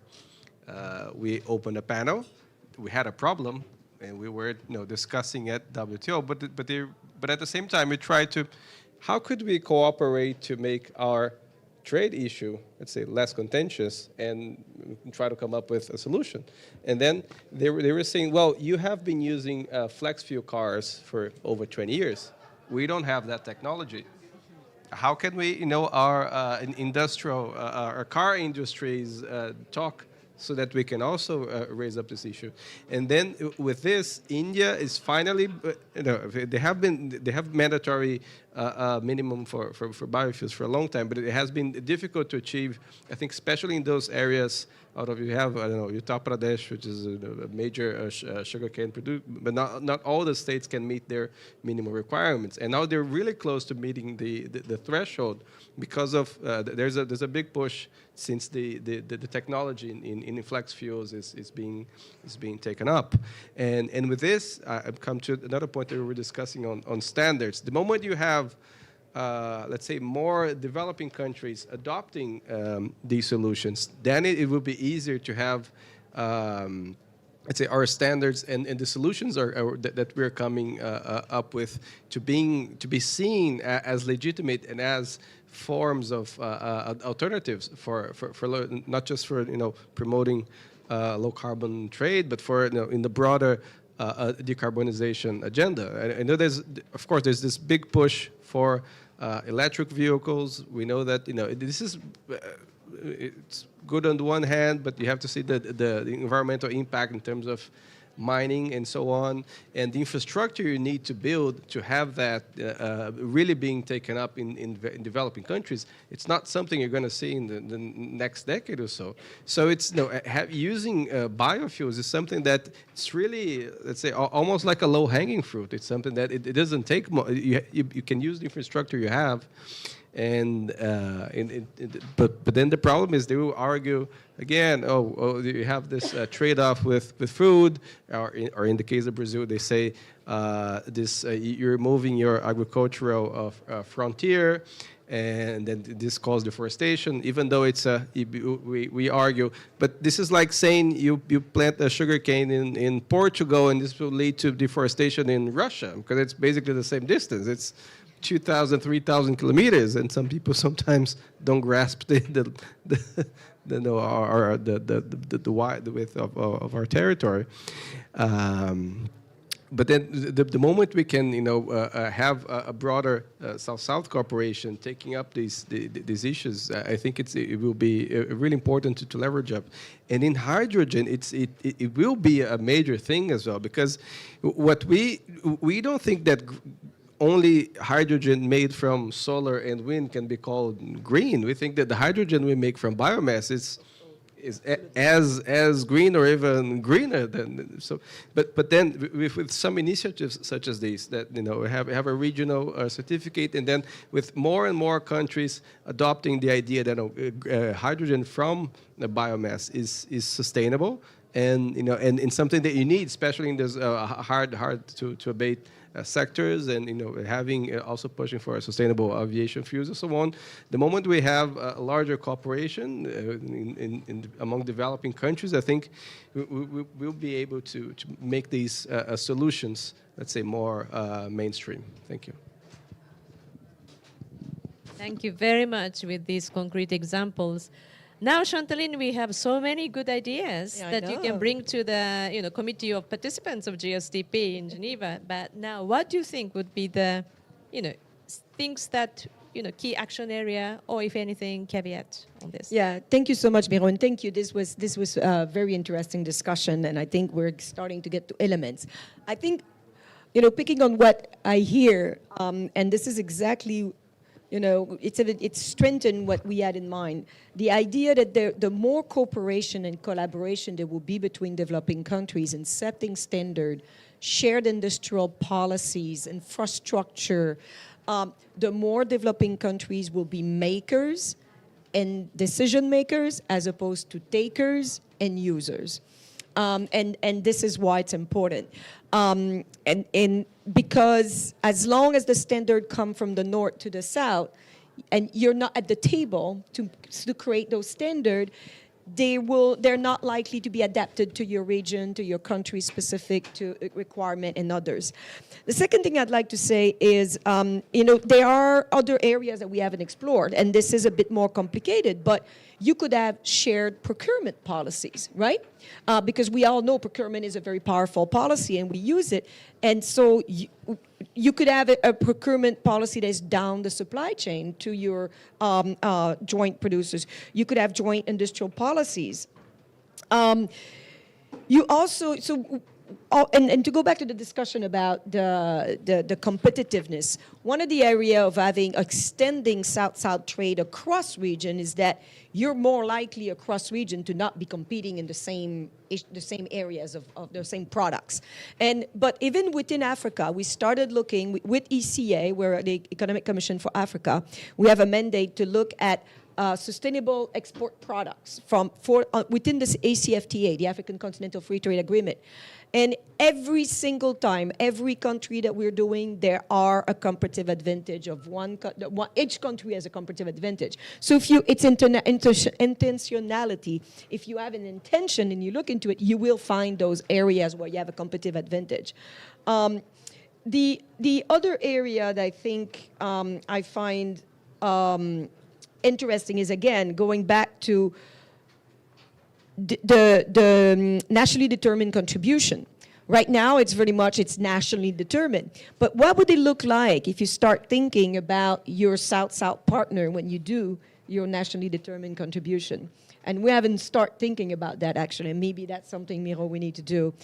These are some of the areas. But also I want to say, because you talk about social economy, and this is strong in your region, the UNGA just passed a resolution on social and solidarity economy that we're leading with ILO, UNCTAD and ILO. And the reason it's important is because what we need for just transition is not just green. What we need for just transition is green, social, and environmental, and economics. And that's the three dimension we have in the SDGs. And this is why I started by saying you can't just do trade and climate. You need to do trade, climate, and then climate and sustainable development goals. And then final point, promise. Carolyn, you mentioned problem solving. The reason that our first paper for the global system of trade preference was on technology, on renewable energy, the capacity of the supply chain across several developing countries to develop the wind and the solar panel, was because we do have an objective and a problem to solve, which is lack of electrification, affordable, reliable electricity so that developing countries can be competitive in manufacturing, in rural development, in adding value to their products. We need that. You need renewable energy if you're going to be able to industrialize and develop.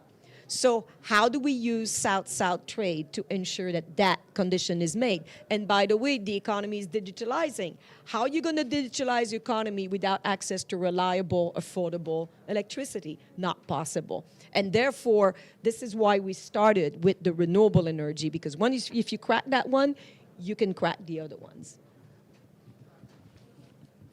Thank you. Thank you very much, Anthony. Thank you very much, everyone. I just want to inform you that Carlos Correa, the head of the South Center, unfortunately he could not join us, but he delivered a message, and it's now available online of this session. And he talks about, sort of the approaches of the South-South trade, new areas, for example, like what we can do in terms of the intellectual property pooling in order for the development co-develop and technology co-development area also. Another person who was originally was expected to participate in the session, Elizabeth Press of International Renewable Energy Agency, another great partner to UNCTAD. Unfortunately, she had a sudden health issue, so she could not participate, but I wish her the quick recovery of Elizabeth and looking forward to work together. Now, I think this is the concluding moment. One thing that I just want to say, I think it was Pedro, you said that, things about doing things differently. If we are talking about the South-South trade, it's about doing things differently. The other day, the head of the Mandela School of Government, Public Governance, said that, look, developing countries, Africa, many parts of developing countries already achieved net zero, right? It's not about reducing the carbon, it's about starting from even like a minus level. So if the developing countries get together and think about a new trade for sustainable development, it's not about repeating what others did in the past, but do things differently. And I think it kind of, sort of gives us, shines like a bit of the guiding light when we talk about South-South trade for sustainable development. But thank you very much, speakers, and thank you very much for the participation. And this concludes the session. Thank you.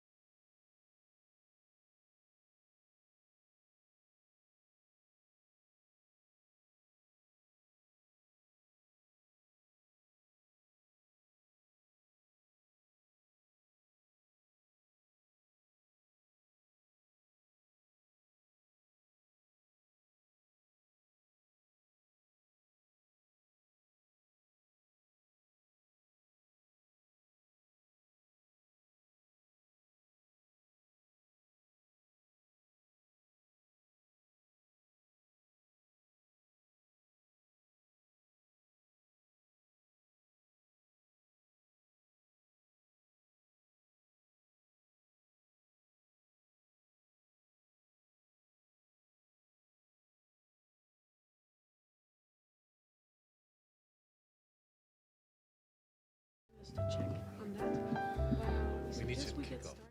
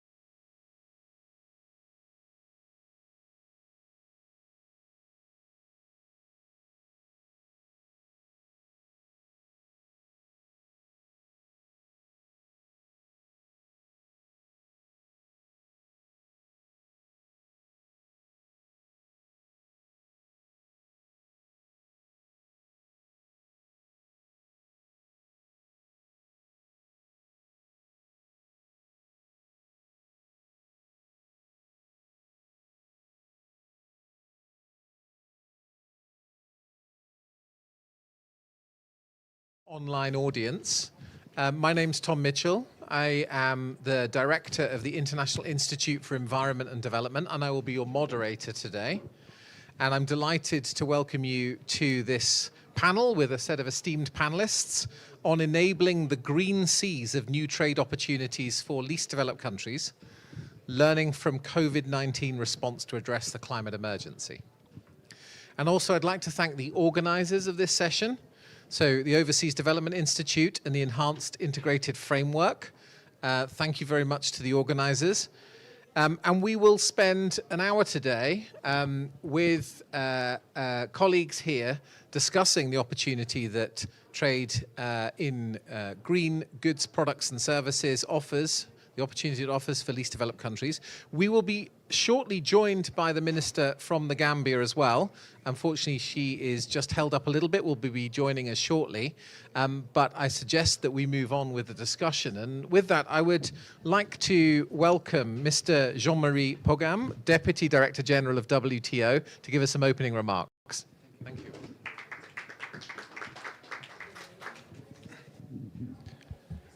you. Minister Villetavio, Undersecretary General Rahab Fatima, Excellencies, ladies and gentlemen, very pleased to join you today as we bring this critical conversation to the Trade House Pavilion of this COP28. Today's conversation is about the lessons that we can learn from the COVID-19 pandemic and the way LDCs have been confronting it and recovered from it. Is there any lesson that we could learn to use in the fight against climate change? It is true that both crises have a lot in common. In both cases, LDCs were and are hit the hardest by the COVID-19 pandemic and the climate change crisis. The climate crisis ruins agricultures, increases food insecurity, and destroys trade infrastructures. And on the trade front also, LDCs were hit harder by the COVID-19 pandemic and have experienced the slowest recovery since then. In fact, trade has acted as an amplifier. While LDCs connected to global supply chains saw the most significant drop in their merchandise exports during the pandemic, they also recovered faster. So what does this tell us about the climate crisis? We could start with an example, for instance, Vanuatu. In 2015, due to climate change, Vanuatu suffered enormous devastation from the tropical cycle Pam, with 90% of its central port villa destroyed. The country has proved resilient to external economic shocks. It partnered with the international community to strengthen its technical assistance program, rebuild the port infrastructure after Cycle Pam, and build up in its tourist industry. And in 2020, the country even graduated out of the LDC status. So the key point I'm trying to illustrate here is that the fight against the climate change, the climate crisis, can also bring trade opportunities to the LDCs that can be leveraged with the support of the international community. And this is a major difference with COVID-19, because there were no economic opportunities brought by the pandemic, only losses. Today, the deployment of net zero strategies unleashed by the Paris Agreement can generate a reallocation of comparative advantages. Instead of specializing on what you are relatively better at, decarbonation invites you at specializing on what you are relatively greener at as the WTO chief economist likes to put it. This is where the new trading opportunities could lie for many LDCs. We know that many of them enjoy significant endowment and potential in renewable energies, low-emission agricultural products, alternative to fossil-based products such as plastics. And actually, we met this morning with a global coalition of renewable energy investors, and they were asserting to the DG the huge potential of Africa, for instance, on green hydrogen. So these opportunities are not a dream. The question, of course, is will the LDCs be able to grab these opportunities? Will they be allowed to benefit from the green specialization? And the truth is that there is absolutely no guarantee about it. To the contrary, some current trade trends are quite worrisome in that regard. The first one is called global fragmentation. It is now being documented that trade policies are becoming more and more influenced by national security considerations, industrial policy considerations, sustainability considerations. And all these are very legitimate, but if the resulting trade policies are not minimally coordinated and made compatible, then we may witness a progressive fragmentation of the world trading system. And I'm talking, for instance, of the current proliferation of carbon pricing schemes, border adjustment, decarbonization standards, product regulations. We know that those trends may not only reduce world growth potential, but also reduce chances of achieving the very objective of the Paris Agreement. So in other words, we would lose both on the economic and the climate front. And LDCs would probably be the first to pay a heavy price. The second threat comes from the risk of exclusion from the trade value chains. And this is a threat which is particularly affecting LDCs. While countries legitimately use different policies and instruments to fight climate change, compliance with this policy generates increased costs and barriers to trade for LDCs, which adds more pressure and challenges to what they already face. LDCs face new requirements for technologies and products, including those related to traceability, emission measurements, standards, and compliance procedures. So in a nutshell, your economy may be the greenest of all the greens, but you may not be able to prove it to your customer abroad. And this is a cost. So if those two threats would combine, global fragmentation and exclusion of LDCs, then we would have a worst-case scenario with a world specializing in some, on one hand, green technologies and products, and on the other hand, LDCs being left behind with a brown and old economy. Can we prevent that scenario? Yes. And strengthening the WTO is both a condition and an effective way to confront these threats. First, because the multilateral trading system offers the best anchor for LDCs to pursue their development strategies and attract investors. Acceding to the WTO is rightly seen as a passport for trade and business environment reforms that will help attract foreign investment. And you know that today, for instance, we have Timor-Leste and Comoros, which are making considerable efforts to join the WTO. And I'm proud to report also that our members have been recently adopting a decision to try to mitigate the potentially adverse effects of LDCs graduating out of the status of LDCs on their trade regime. So that's first. Second, the WTO offers the only guarantee against further fragmentation of the global trading system derived from uncoordinated policies. We strongly invite our members to prevent the risk of fragmentation by discussing sustainability and climate trade policies within the WTO. And the good news is that they have been starting to do so. And our forthcoming ministerial meeting in February, not far from here in Abu Dhabi, will be a very important opportunity for them to provide guidance to the future of this discussion. Third, the WTO is a place where transaction costs and compliance costs from diverging standards and policy can be reduced for LDCs and everyone. Fourth, there are many ways to green trade policies and leverage it into the fight against climate change. There is no one-size-fits-all, and LDCs, as each and every country is willing to support them, can pick and choose the best trade policy tools that better suit their needs. Trade facilitation, government procurement, standardizations, tariffs, agricultural reform, trade finance, and many others. And this is why the Secretariat of the WTO is launching here, a trade policy toolkit that each member can consider to optimize its trade and climate nexus. Finally, you know that the WTO Aid for Trade initiative supports developing countries and LDCs in building strong trade institutions and bolstering infrastructure and productive sectors with high export potential.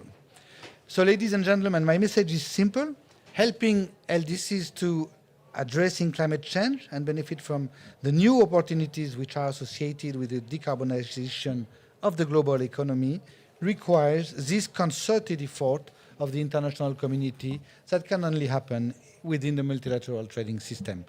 I hope that today's conversation, Mr. Chair, moderator, can inspire us to live up to this challenge. Thank you.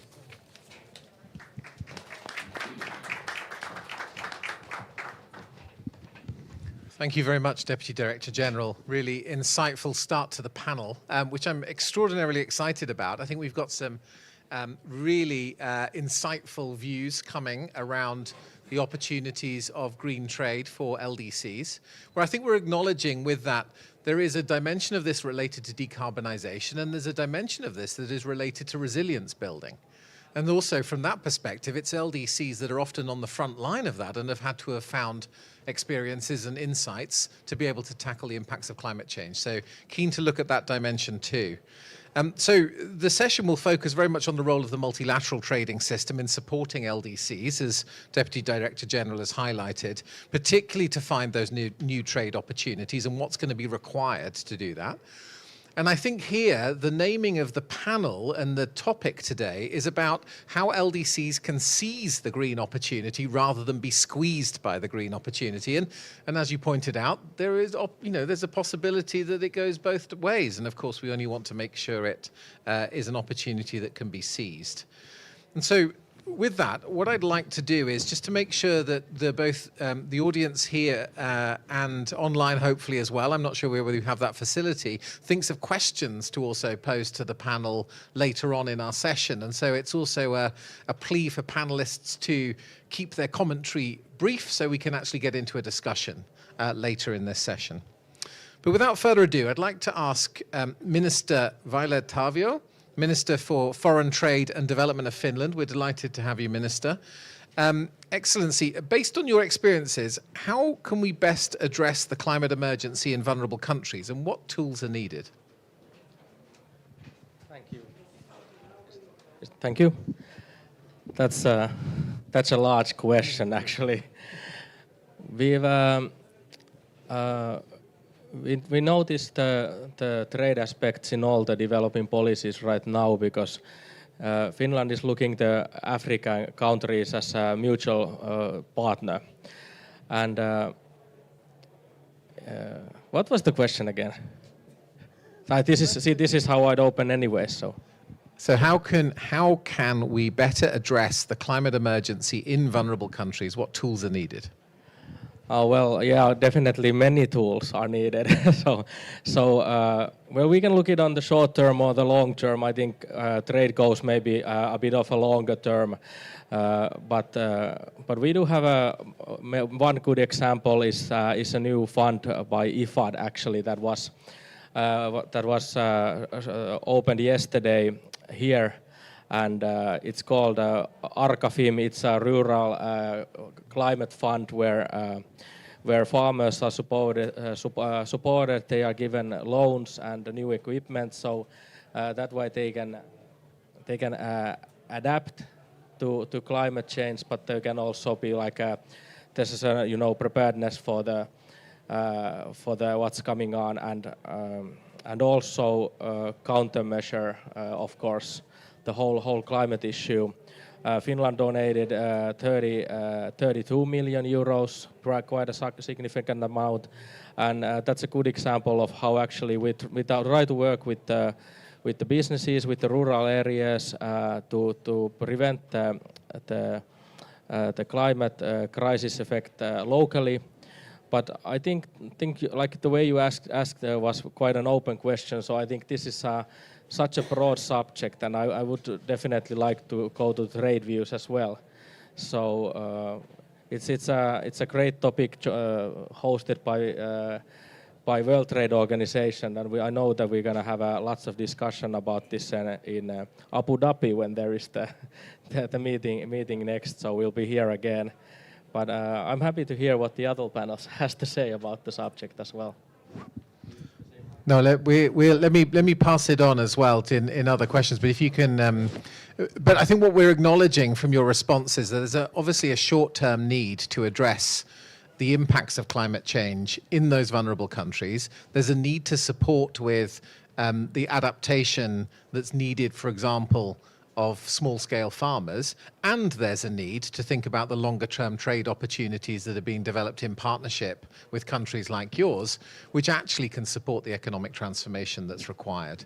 And I think we're acknowledging that those different time horizons are all active here, and we need to work on them all simultaneously. But I wonder then, we're going to pass to my colleague who has been very much at the heart of these discussions, who is coming to us from the Gambia, which would really on the front line of the opportunities of seizing the green economy. And I wonder, introducing the Minister of the Environment, Climate Change and Natural Resources, Minister Rohi John Manjang. It's our delight to have you with us. And the question I'd love to ask you is, from the perspective of the Gambia, how do you see the kind of connections between climate change and trade, or an environment and trade? And how can you deal with the kind of emerging issues related to green trade? Thank you. Is the mic?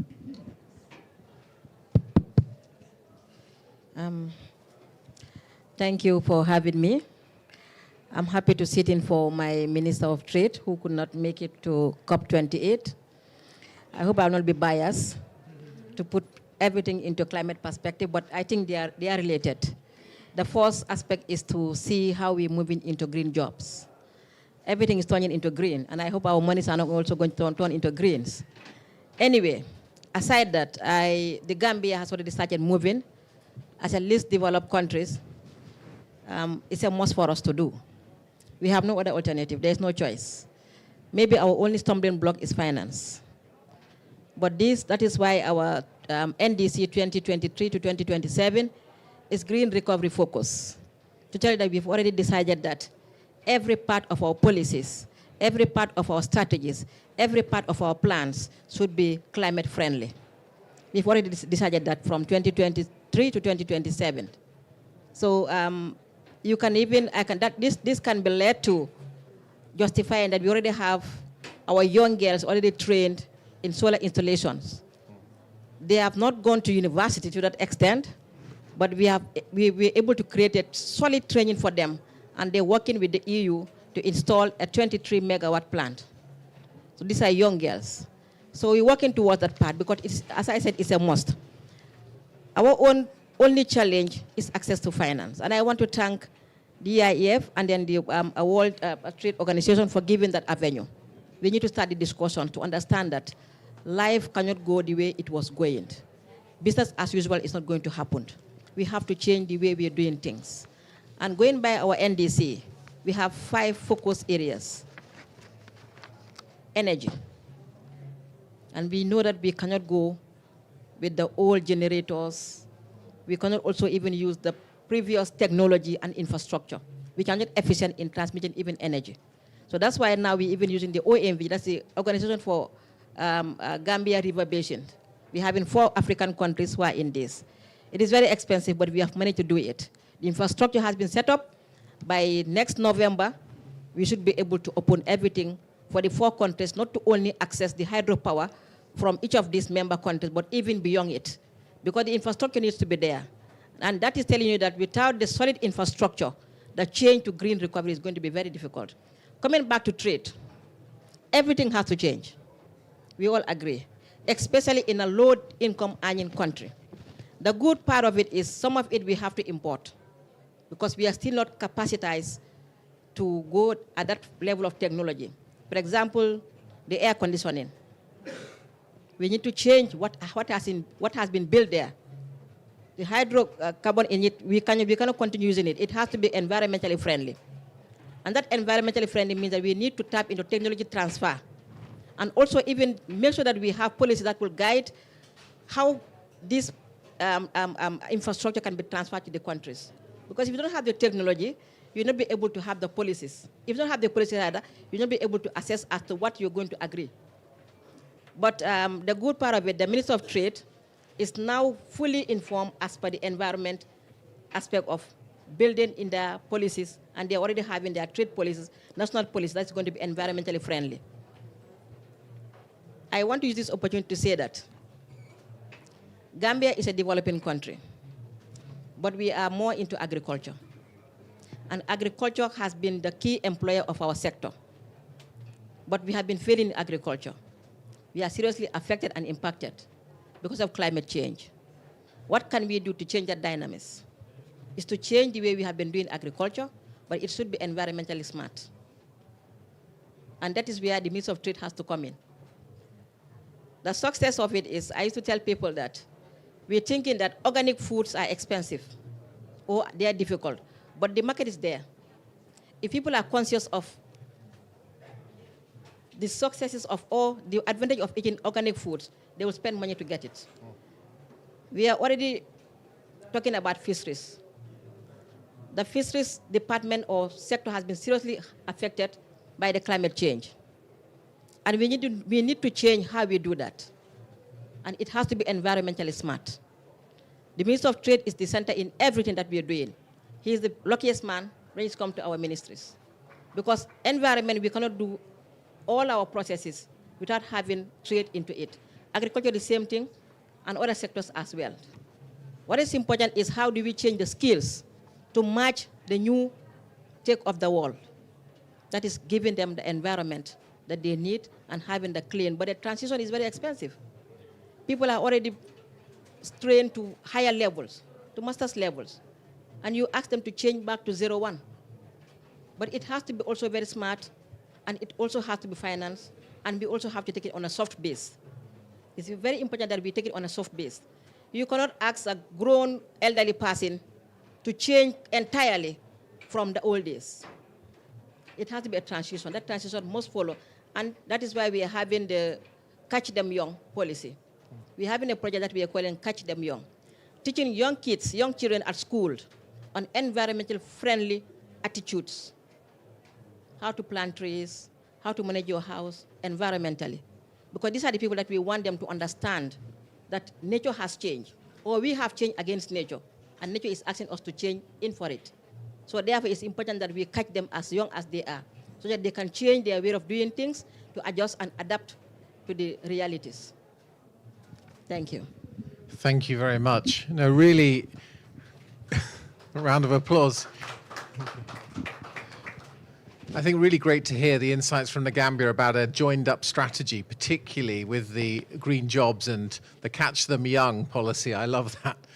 But also I heard from you, and this was something, Minister, that you'd picked up as well, is that there's a strong financing component here to this. And I suppose let's come back to this on the panel, is a question also of not just how much, but also with what quality, with what repayment levels and so on, because this is a key component now of actually the just transition into green trade. But maybe it's a question that the audience can pick up around the financing needs.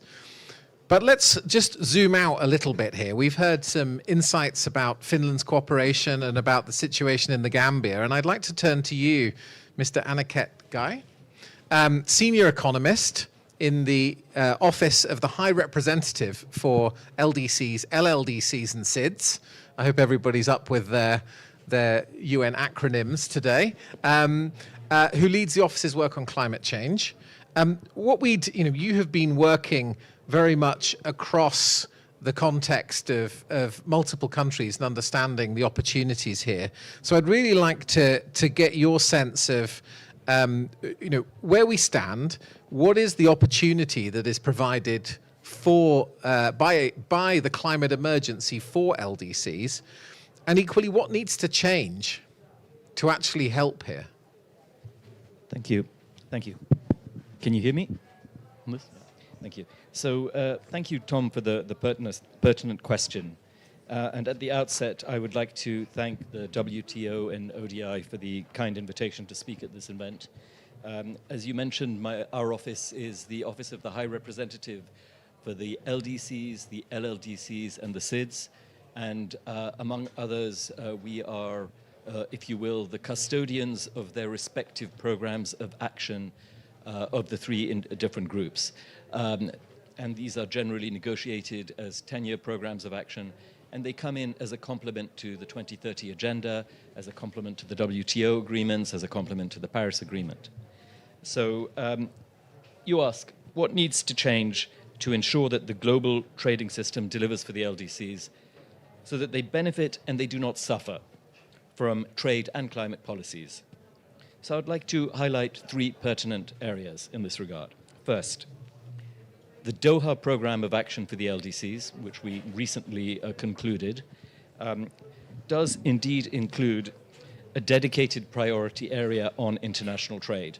And the programs of action, trade features as an important component in this logic of trade as an engine for growth for these countries. And so, among others, the Doha Program of Action includes some provisions, targets, and actions on areas such as duty-free and quota-free market access, preferential rules of origin, doubling the LDC's share of global exports by 2031. Under the predecessor agreement, the Istanbul Program of Action, we did not achieve the target for the LDCs as a whole, so we are seeking to do so in the next program of action. It also includes targets on doubling aid for trade by 2031 from 2018 levels. We must turn these words into action. One of the sort of axioms behind the Istanbul Program of Action, and which is retained also in the Doha Program of Action, is building structural transformation in LDCs as a means to generating high rates of GNI growth, which can then feed into some of the social SDG indicators and other indicators. But all of this somehow links up to mitigation when we're looking at the interplay with the Paris Agreement. So I'd like to turn to a point on that. And of course, as has been said many a time, LDCs have contributed the least to global greenhouse gas concentrations, and their current per capita emissions remain far below the global average.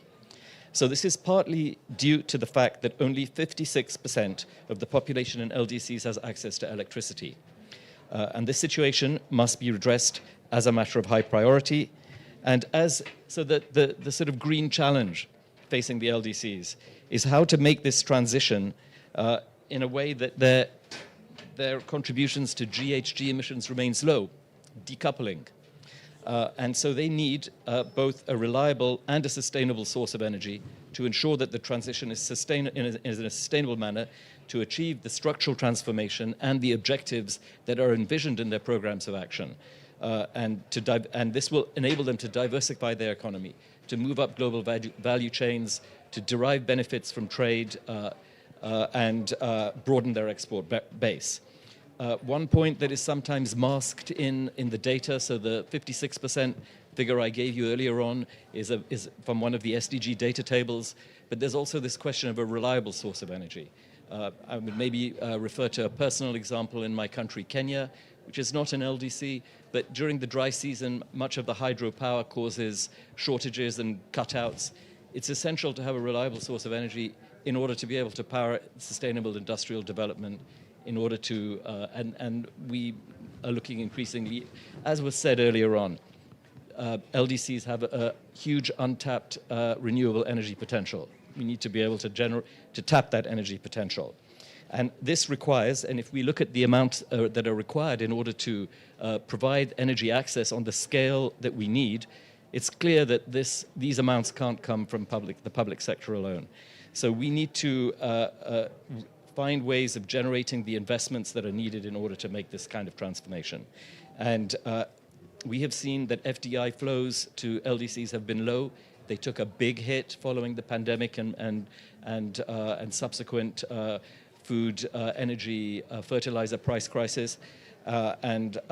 We So I would like to offer 3 suggestions how we might address this mitigation renewable energy challenge.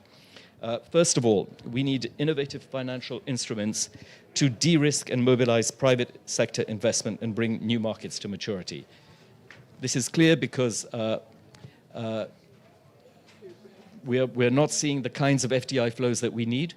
And so the second point, I'm going back to the Doha Program of Action for the LDCs that I referred to earlier on, and it includes 5 deliverables. One of them is an international investment support center for the LDCs.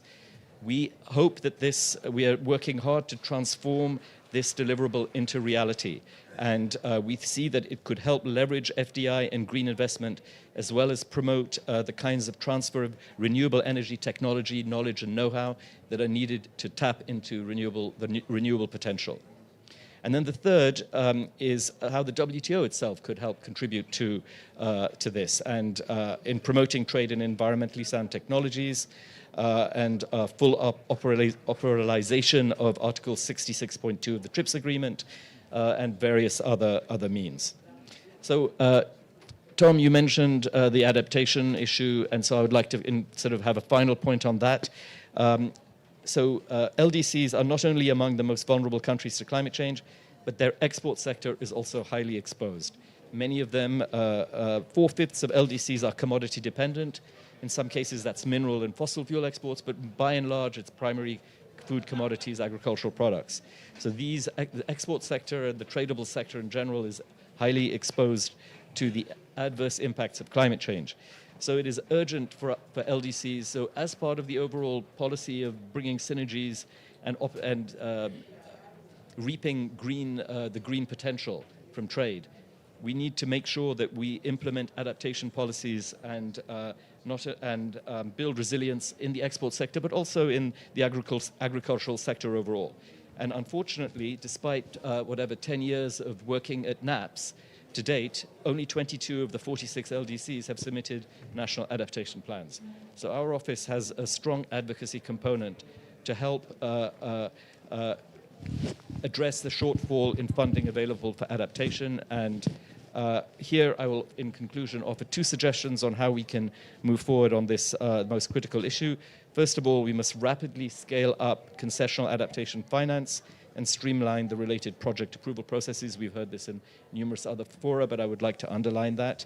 And secondly, we must also accelerate adaptation on the ground. And to support the adaptation process, our office has launched an effort to try to mobilize funds to help the 20 LDCs that are furthest behind in the national adaptation plan process, to make sure that by COP29, all LDCs will have a NAP on the table, and if possible, a bankable project to go with it. So that's something that we are doing.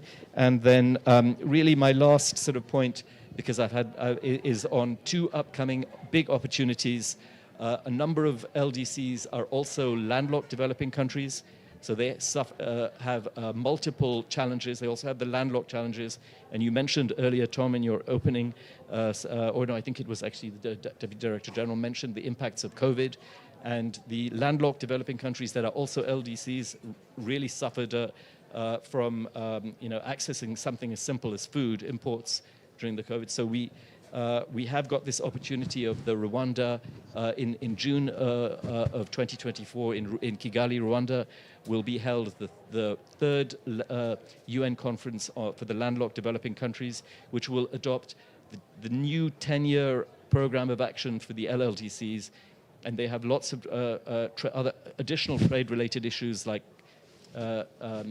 trade facilitation. And so this is a very big opportunity for us, again, to bring, to further have trade and climate change generate benefits for the landlocked developing countries and the LDCs. And then we also have the SIDS 4 conference, which everybody knows about, and that also offers some additional opportunities. Thank you. Thank you very much.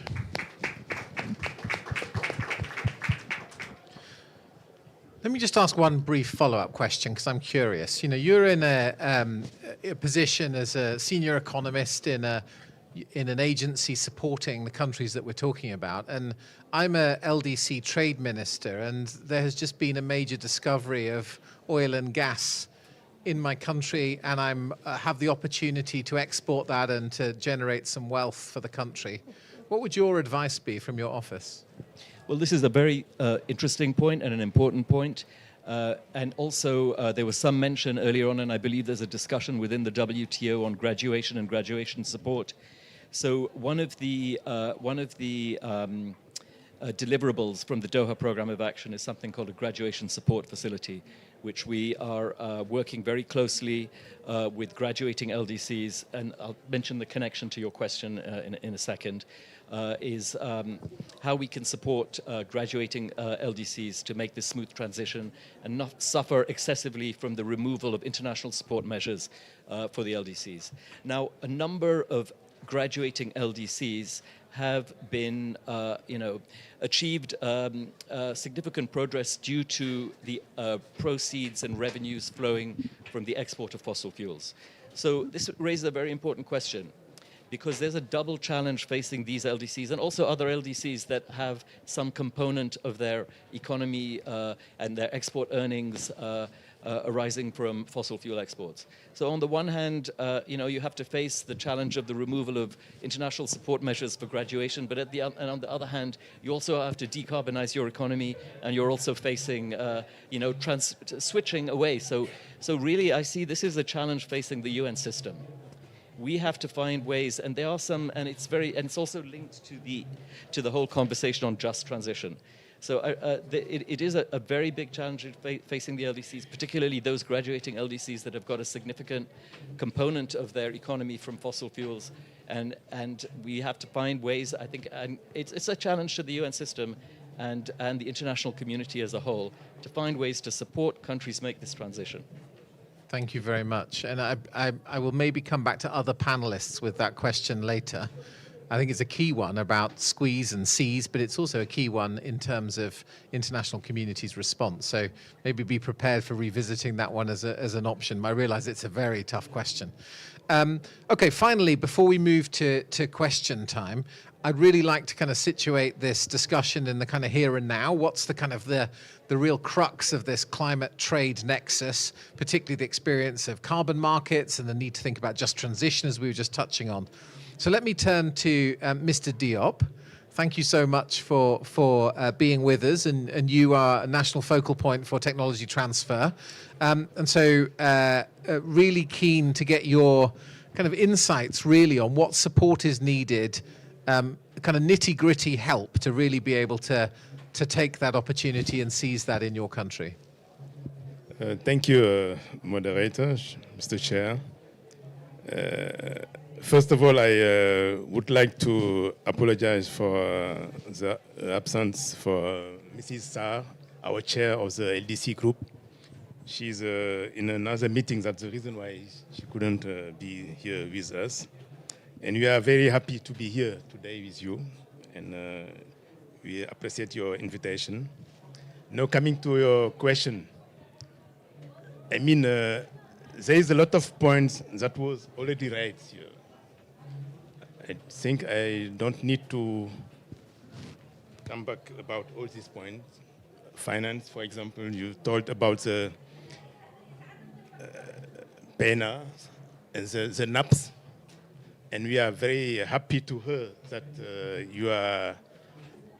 your advocacy to help us implement this, because it's a real problem what we have. We have a lot of documents, and I will come back to this. On the field of technology transfer, for example. At the moment, we are all elaborating our technology need access in the LDC countries. And most of them, they don't have the help necessary to do it. I think at the moment, only a third country from all LDC countries, 46, they already have their taps ready. And we need to be helped, because if you talk about technology transfer, first of all, we have to decline what kind of technology we need before we can say, okay, this technology, this kind of energy, for example, renewable energy, or technology for adaptation, or things like that. First of all, we have to put on the table what are our needs. And to do this, we need money. Okay, I don't want to talk about money, but it's a problem. I am in this group. We are, at the moment, discussing, and it is a very hard job what we are doing. So we can get the money what can that help us bring on the table our technology need assessment. And only if you have this assessment already, we can make an implementation. And that's another problem. And so that's the reason why we say, okay, the technology mechanism of the UNFCCC has to be changed. It means the mandate of them, normally they help us only in capacity building, they help us to develop a policy, but if we want to implement all this technology transfer, what we already have on the table, no one is ready to do it. And if you want to go to the GCF, for example, it's very hard for us to do it. That's the reason why I say, okay, we need really a technology transfer. We need to maybe change the mandate of the CTCN, because the CTCN and the tech, they are the technology arm of the UNFCCC. And that's the reason why we say, okay, we need help in this field. And that can help us to green, I would say, our trade. They can help us to green our production line in the agriculture field, for example, by setting in place or putting in place solar pumps, for example. That's small things what we need, really. Sometimes you don't need really a very big things to develop or to help or to green our trade line. And the other point is really you talk about this carbon market. It's true, think Glasgow, we have the framework already on the table. But if you see in all these LDC countries, I would say not more than 10 countries have already a carbon market framework. Because this Article 6.2, 6.4, they are very complicated. And for us, we need a framework before handling with carbon market. And that's the reason why we say, okay, in this field too, we need technology transfer. We need an help. Then without this help, we cannot have a benefit from this carbon what we reduce. That's the reason why we say this carbon certificates. That's the reason why we say, for example, it is a very important point for us that we first put in place a framework that can help us to contabilize all carbon certificate what we have, all carbon reduction what we are doing in our country, and of course, it is maybe better to have a management information system that can help us to manage all these things. And I think if you can reach this, to have a framework, the technology what we need is transferred. I think it will be easier for us to develop and to green this trade. And there is another point, because sometimes I think we are all talking about trade from the south to the north. But it's maybe time to think about the trade between South countries. And it's better to help us within the African Union, for example, or the ASEAN Union, how to improve all these mechanisms that can help us improve all these markets so we can really set up a very interesting market for us. It can be interesting for us. for our producer. But the problem what we have at the moment is we only want to do all things behind the European standards. And it's a failure in my point of view. And I think it can be helpful for us if we can be helped with, within all this continent to develop the trade between the countries, so it can be a first step. And I think it can help us to green the production line and then go to the international market. Okay. I would say, okay, good. I want it to be a little bit brief, and maybe if there is some question direct to technology transfer, for example, I can answer it later. Thank you very much. No, really good.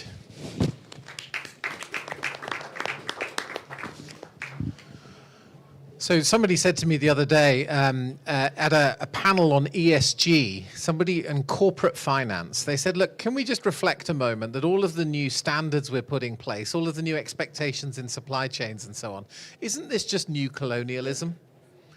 And, you know, I was just picking up your point about the extent to which that drives through and impacts LDCs. So we're going to turn for questions, but I suppose just my way of summarizing this is that we heard from the minister from the Gambia that there is no other option here. Greening exports and thinking about green trade is the only option.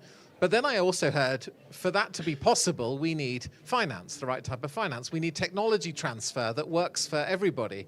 We need the right infrastructure and frameworks that are out there for carbon market support. We need green jobs. We need early stage, younger people being skilled in such a way that they can be and seize the opportunity.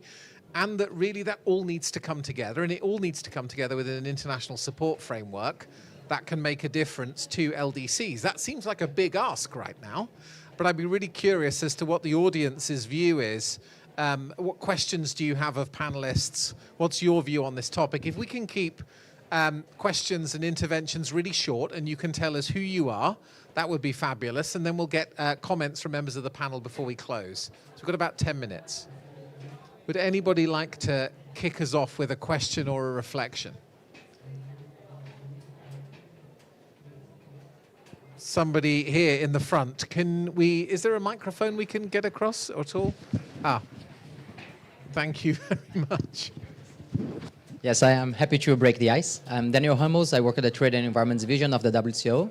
And I found so interesting what you said on Mr. Diop, on the difficulty for LDCs to identify their technology needs. Because there is a mechanism, and at the WTO we also have an obligation for developed economies to help transfer technology to LDCs.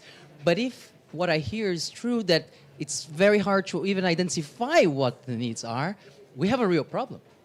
So maybe you could expand a little bit on your views on, would it be for the UNFCCC technology mechanism to help further on that, maybe other agencies, what they could do to help identify those needs? I mean, the problem what we have during this negotiation session, in the past, we had a program called Poznan program that helped us to develop all our technology needs. And this program is coming at the end, last year, I think.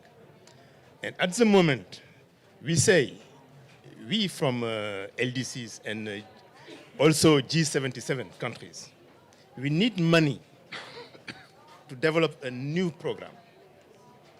But they say no. What we first have to do is to evaluate what happened during these 5 years. But I mean, this process, for example,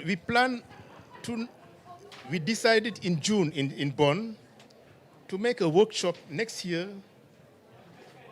to how we can evaluate the job done with this Poznan program.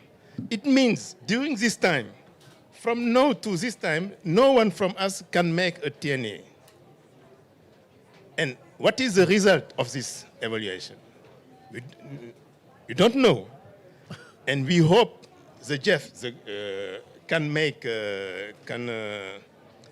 supply us with money so we can continue this program, but it is not sure. It is not, And the problem what we have, I think, we need a lot of organization. For example, the mandate of the Green Climate Fund has to be extended so they can finance things like this.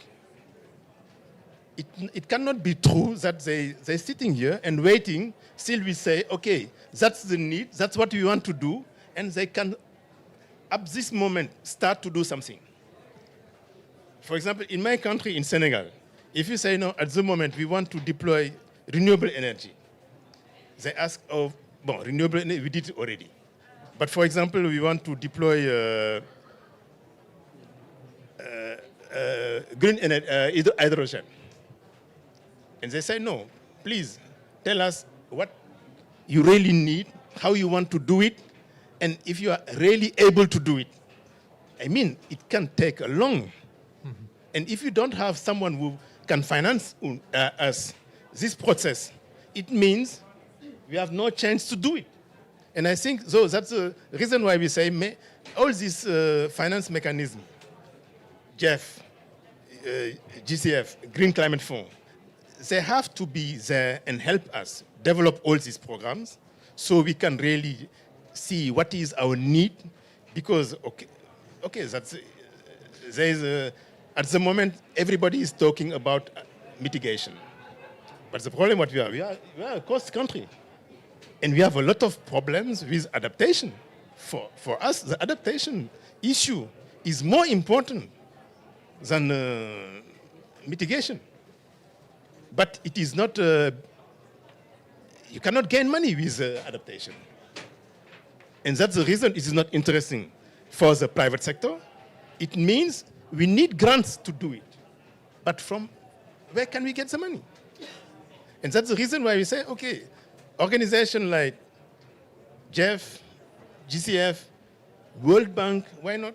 They all have to change their mind and say, okay, it is now time to help us define all this TNA so we can have it. Because without this TNA, it is not possible for us to make a technology transfer.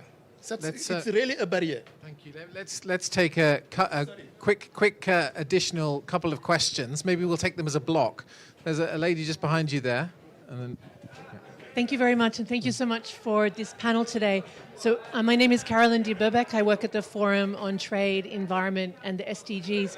And it's great to hear this focus today on how we can foster really more inclusive cooperation on trade and sustainability. In the remarks so far, I've heard that you're saying we need trade cooperation that can help build resilience, can help countries adapt to the trade impacts of the climate crisis, and also to compete in a green global economy. But what would be interesting to hear about is more about this international sort of support framework and enabling environment. And I note that both the minister from Gambia and also from Finland are members of the Coalition of Trade Ministers on Climate. It would be interesting to hear from you, what are the kind of concrete things that have worked or partnerships that have worked bilaterally, regionally, or South-South that you think we can build on concretely to make some progress on some of these priorities you've set out? thank you very much. Do you want a question as well? And then we'll conclude with the panel. Good. Thank you. Hans-Peter Lankes from ODI. And I have a question with respect to the EU carbon border adjustment mechanism and perhaps others of that sort. One is, to what extent is this a concern for LDCs? Second, are you getting support to meet the conditions, especially on tracing and measurement? And third, do you see it as an opportunity? Are you engaging with the CBAM, with the Europeans and others, as a source of finance for the various things that you have very rightly highlighted? Thank you. That's a set of tough questions. What I'm going to do, given the interest of time, is I'm going to go down the panel, and I'm going to ask you to put on your very best kind of news soundbite hats. Like, what do you want us, from the questions that we've had and from what you've heard of the panel, what do you want us to take away from this panel as the actions that we do when we get back to our desks after COP? But equally, please pick up any of the questions that really resonate with you. But Minister, let's start with you. Well, it's about giving an incentives for companies to do joint ventures in Africa or or maybe even just go there by themselves and employ the people locally, and also they transfer the technology doing that as well. So I had pretty good experiences on the Finnish side of this. For example, setting up a saw in the forest industry, where Finnish forest industry was involved, and I think it can be done in any area, and considering that all the Finnish companies are already like climate friendly and high on clean tech, so I think it should be looked on maybe on their preferences as well, because then it would be more. It would work more on the free market, also after they got the incentive. Thank you very much. Deputy Director General, would you like to respond? Yeah, thank you. It's striking from the panel and question how trade is always a key component of all the dimensions which have been mentioned. If I take the short-term dimension and adaptation, especially in the context of agriculture, we have immediately a trade issue. For instance, for food importing countries, the question of export restriction on food is key, is vital. And we have been starting to dealing with that in the WTO.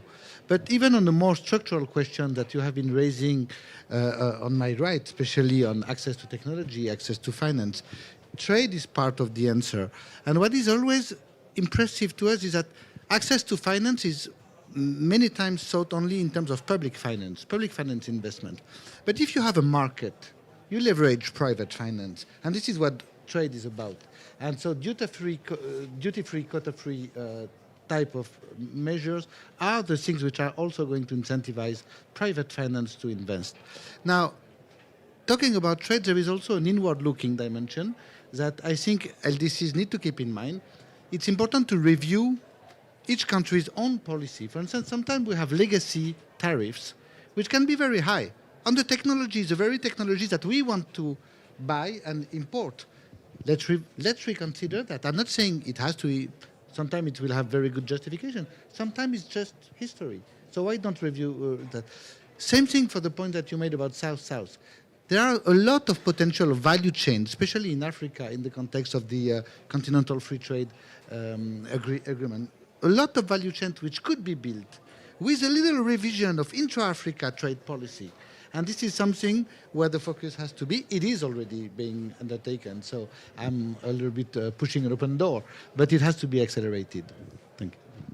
Thank you. Thanks very much. And Minister Gambia, would you like to give your reflection? Okay.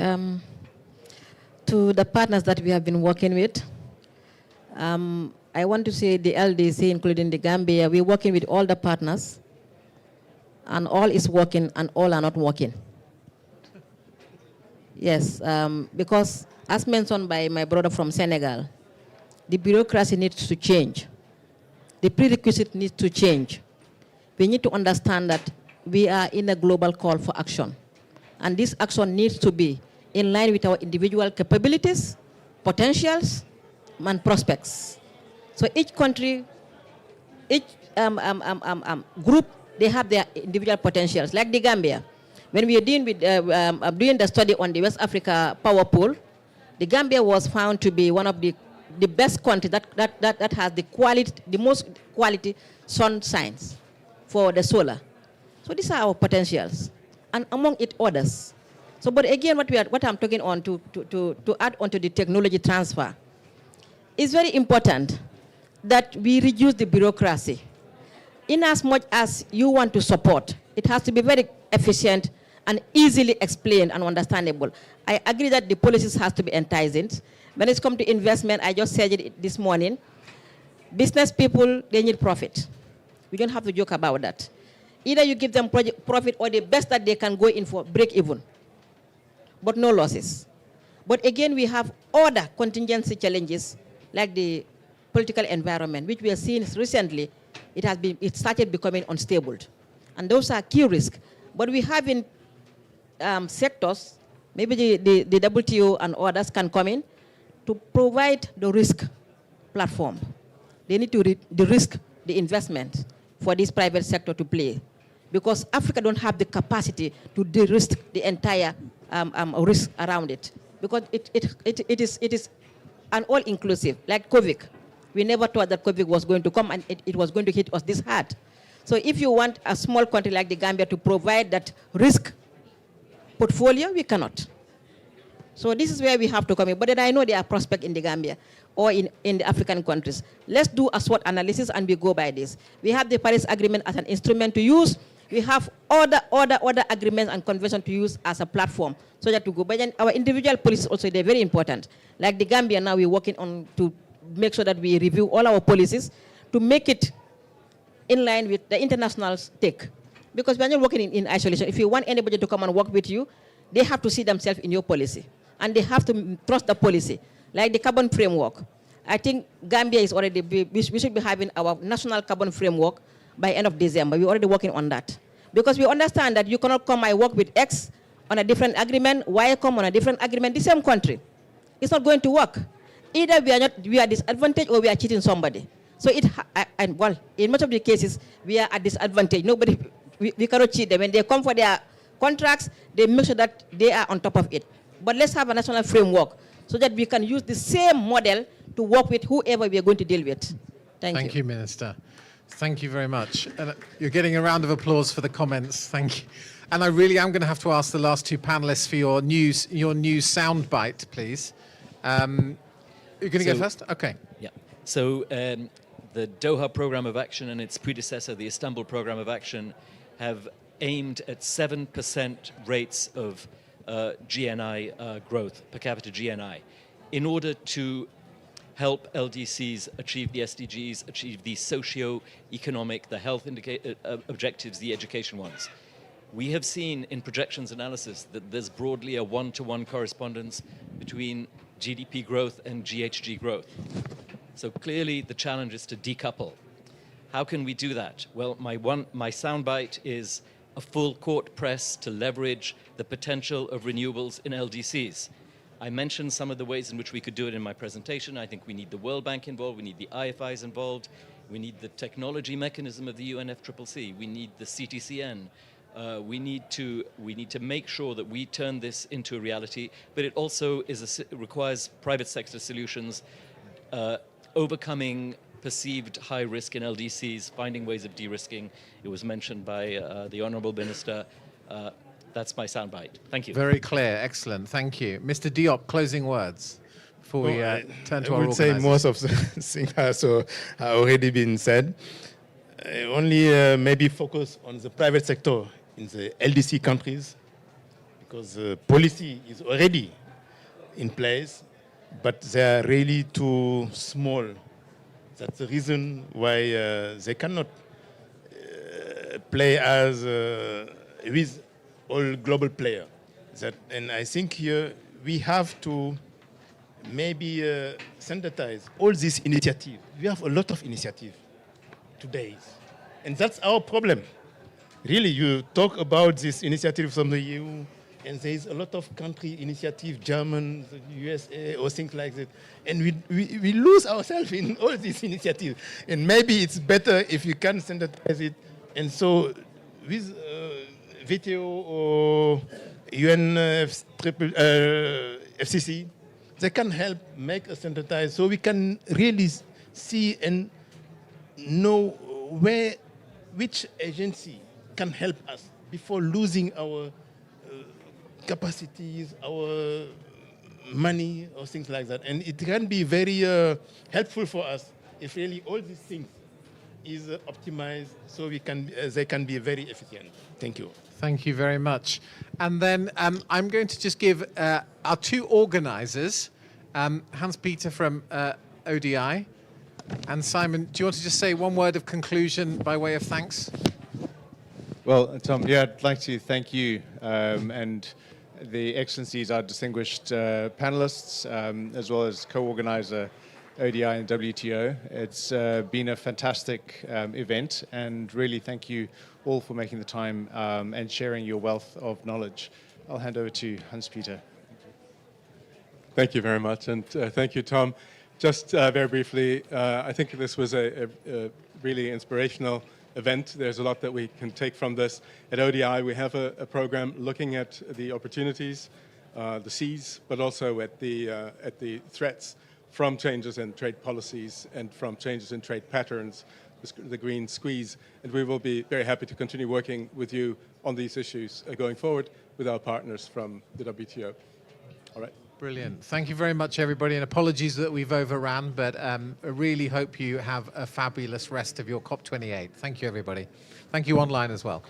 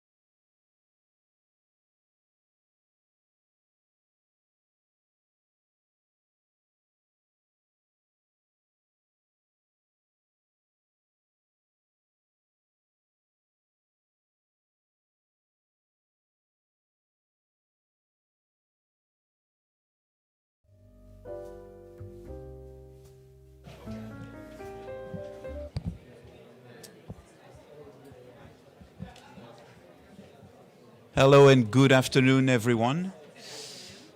Thank you. I'm very inspired.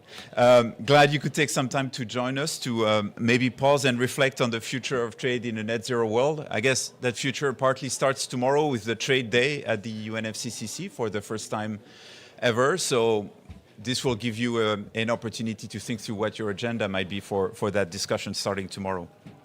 I'd like to start by thanking the WTO, ICC, and ICT for establishing the Trade House, giving us all a space for to better think through the interaction of trade and climate.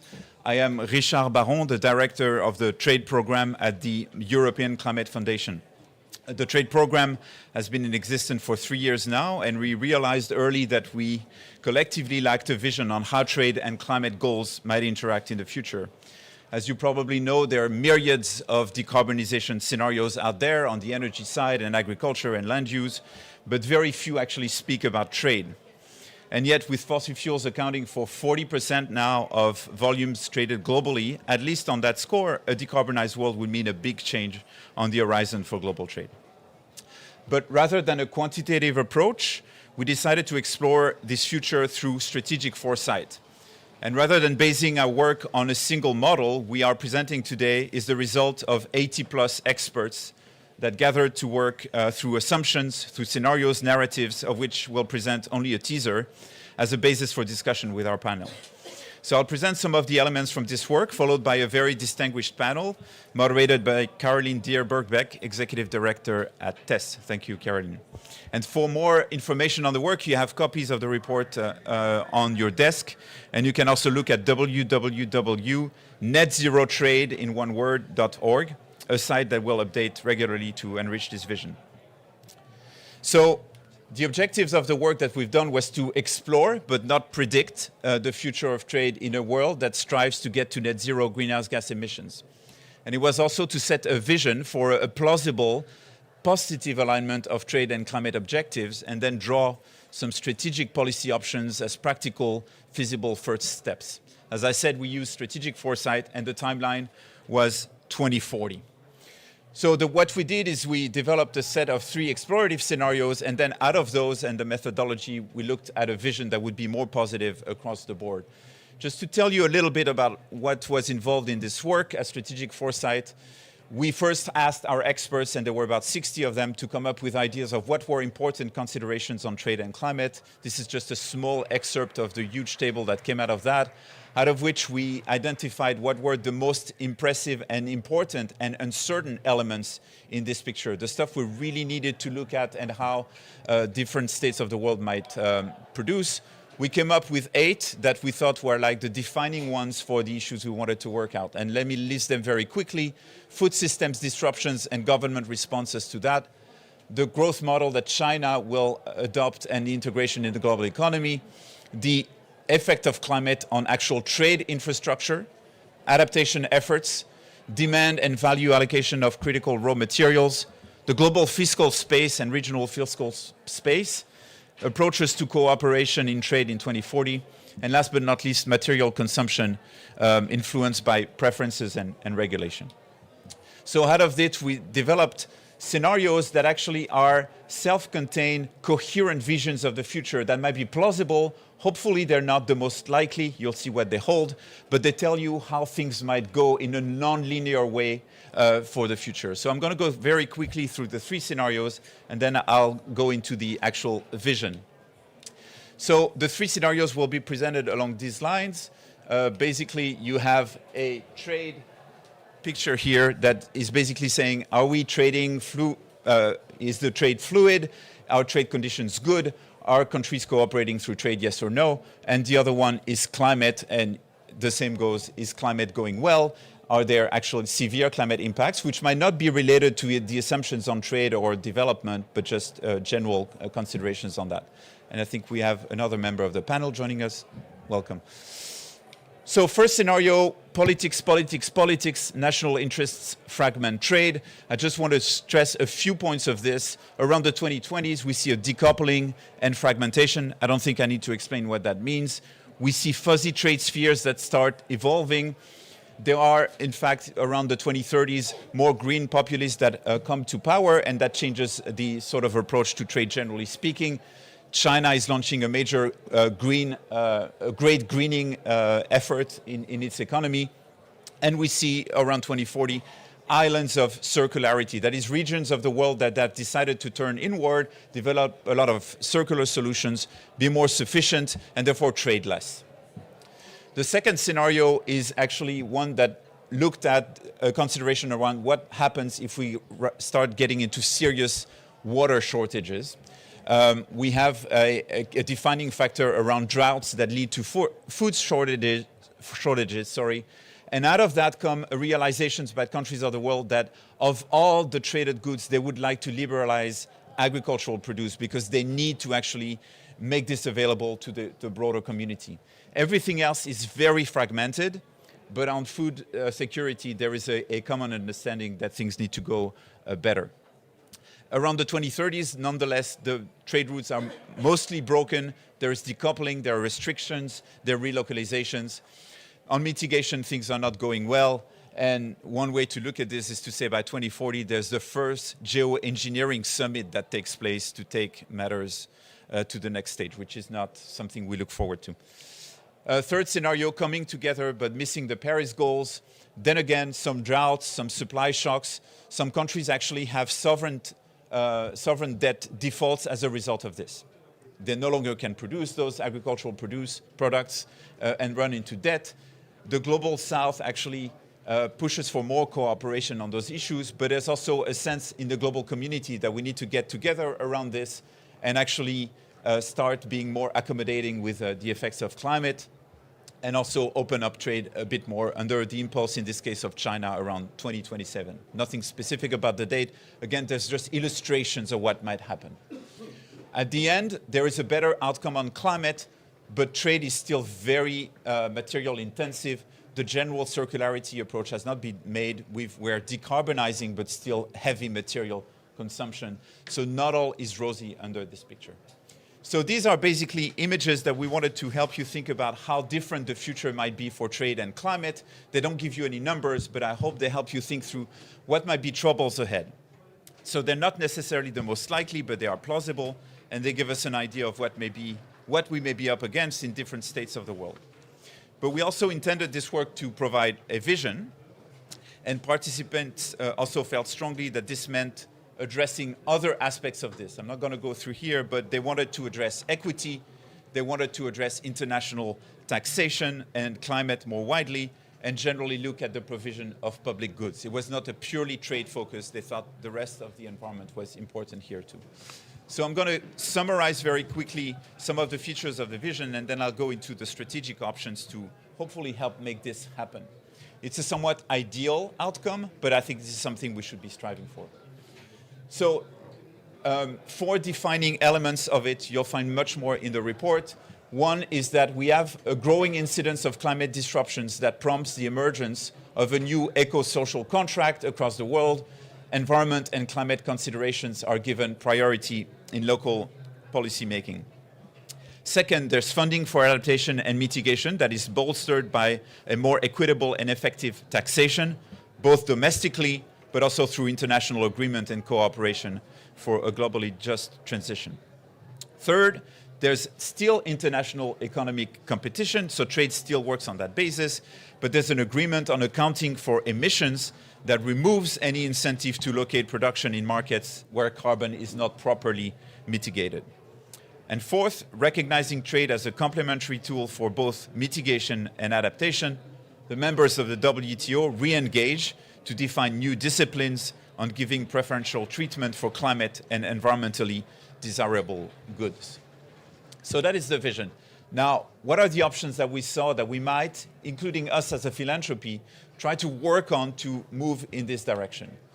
The strategic options that we've identified here are basically defined as, we believe, low political cost to deploy, with an observable returns in a short time frame, and then resilient against uncertainties, and we tested them against the explorative scenarios. That's the beauty of the methodology of foresight. So very quickly, first, And this is actually from the standpoint of the EU. We did this from that perspective. EU as a set of stakeholders, Commission, the Council, but also industry and so on. But this actually engages the rest of the world. We wish we could do it for everyone, but we hope it's a useful start. So first, EU aligns its trade agreements. The trade agreements are actually actively contributing to achieve near NDCs and long-term climate pledges. And there's an expanded sustainability assessment involved.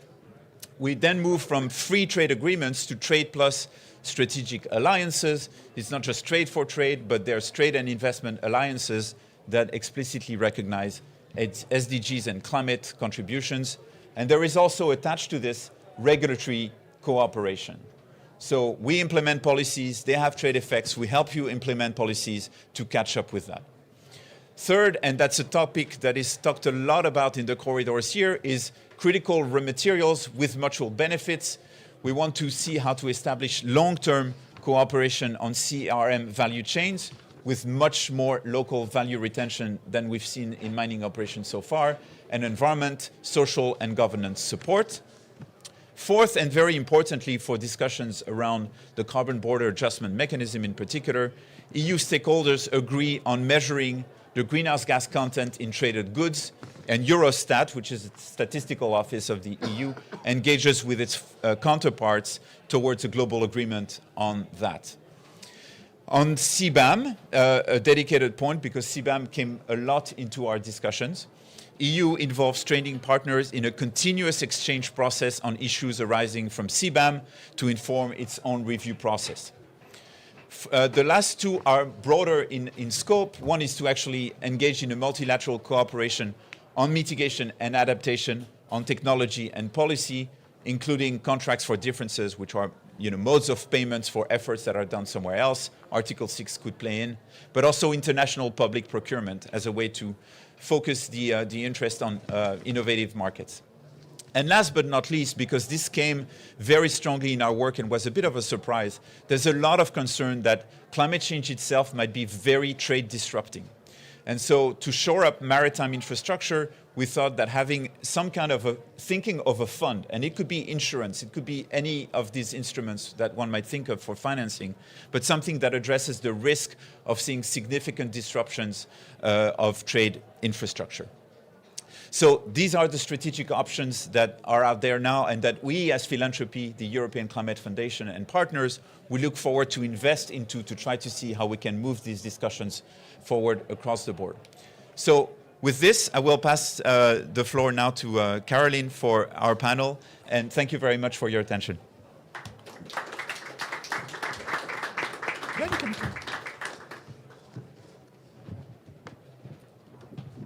Great. Thank you so much, Richard, for that excellent introduction to your report, which I find to be a very, very useful catalyst for some long overdue discussions in the community of who are working on trade and climate about what the future looks like, and therefore what we need to be planning and building our trade policies and trade strategies around. We can't do that unless we look beyond the immediate to look at how the landscape is evolving. And I think your report does a fantastic job of helping us think through these different scenarios in terms of how is the trade landscape going to evolve as we're moving towards net zero goals, what the kind of impacts the climate crisis is having and could have on trade, and also on trade politics, which I think is important as well, that you brought that through so strongly in the report.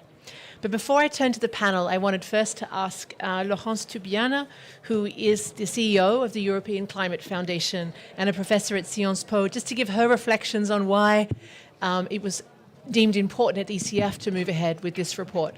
Thank you, Caroline, and thank you for what you do, by the way. I'm sure you will have the opportunity to learn what Caroline is pushing for.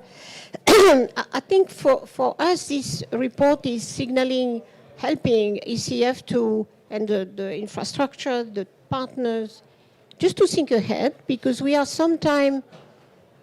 doing scenarios that are not sometimes well thought through, and we are not thinking the interaction between them, no interconnection and what can happen, and it's never, of course, linear development. That not happen in reality. So it was a fantastic exercise that Richard and the team and the people who help us think about that design a framework of thinking, an intellectual challenge that resonates. And talking to the executive director of WTO this morning, she thought that their own work was, in a way, resonate very much, and vice versa, with this future of trade exercise. So the foresight element in this particular very dense, very heavy discussion, and thank you for all the people who spend days and days, because that is amount of time was allocated to that exercise. And we will try, by the way, to take that as a methodology to look for, in particular, the next big thing we will have to do, which is, of course, the future of Europe.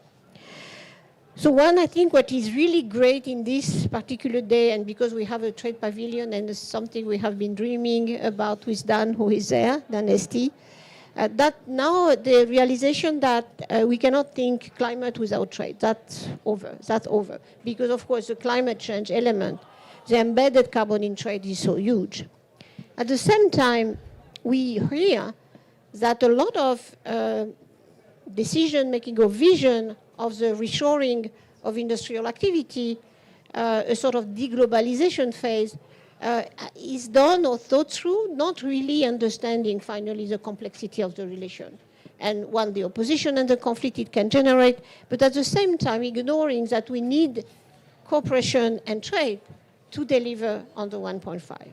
So it's complex, it's probably not immediate assumptions, so that's why it's interesting to have this scenario foresight thinking, just not to, in a way, work on prejudice and not on reflection.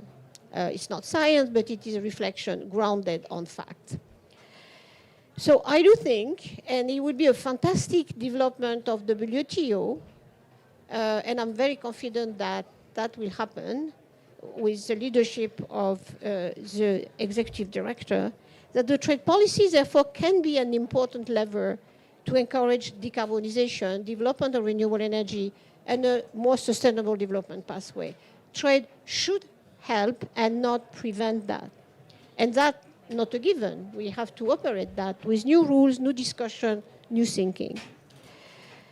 I think DG Ngozi said yesterday in this same room, the trade is a tool we cannot afford to neglect. And for the moment, the space for that discussion at the WTO has been very, very narrow. Specific, important exchange of goods and services that are green, that can be accelerated, but it's much broader than that. You look at all the elements that Richard described out of this exercise. So, the trade, remember 1948, the idea of trade was to bring peace, to bridge the difference between countries, and to, in a way, allow a broader development to happen. It has succeeded in a way with good things and bad things, but it has succeeded. And, the peace is not there, but so we may rethink about using trade in the original thinking, which was to bridge and to produce cooperation and peace between countries. I'll stop there. Thank you very much, Laurence. Excellent introduction from you as well. So one of the points you just made is the importance that we harness trade and trade policy and cooperation on trade for decarbonization, but also for sustainable development, which is there front and center in the mandate of the WTO. And in the report, the authors have very usefully set out a set of strategic options focused mostly on what the EU could do as a strategic actor, obviously a very powerful and influential actor on this stage. They acknowledge in the report that moving these strategic options forward will involve work and partnerships with a range of other governments and also stakeholders around the world. So we're really keen to use the opportunity today to hear from others, hear their reactions on how best that could be achieved as well, both the strategic options themselves, but also your reflections on what this might look like to other actors on the global stage as well. So I'm just going to start by turning first to our first panelist, or actually I'll introduce all of the panelists first, and then we'll just have really more of a conversation mode than lots of presentations. So first we have Jean-Marie Palgram, who is the Deputy Director General of the WTO. Then we have Yusuf Daya, who is the Director of the ASCFTA's Relations and Trade Policy at the, actually that's confusing, at the Africa Exim Bank as well, exactly, super. And then we have Nick Mabey, who's the CEO of E3G, and Kimberly Botwright, who's responsible for sustainable trade at the World Economic Forum. So we have a great set of panelists for you. So each of you are representing very different organizations with different perspectives, your own constituencies, mandates, and geographies that you work with. So what's useful, I think, for everybody today to hear about is how has your organization been thinking about trade and the road to net zero by mid-century? And what have you learned from this foresight process that ECF has led in terms of gaps or new knowledge or new directions? So I'm going to turn firstly to Jean-Marie, please. You have the floor. Thank you very much, Caroline. Well, my first comment would be to thank you, ECF, and commend you for this thought-steering report. I think you really strike on the head of the nail about what we think or what we are concerned about in terms of nexus between trade and climate. And what we think at the WTO Secretariat is very simple. We think that trade can and must be mobilized to achieve and to help achieve the goals of the Paris Agreement, which is the overarching objective of mankind. And for that, there are three directions. The first one is to maintain, preserve, strengthen the integrity of the multilateral trading system, because the trading system is a guarantee of a relatively reasonably integrated world market.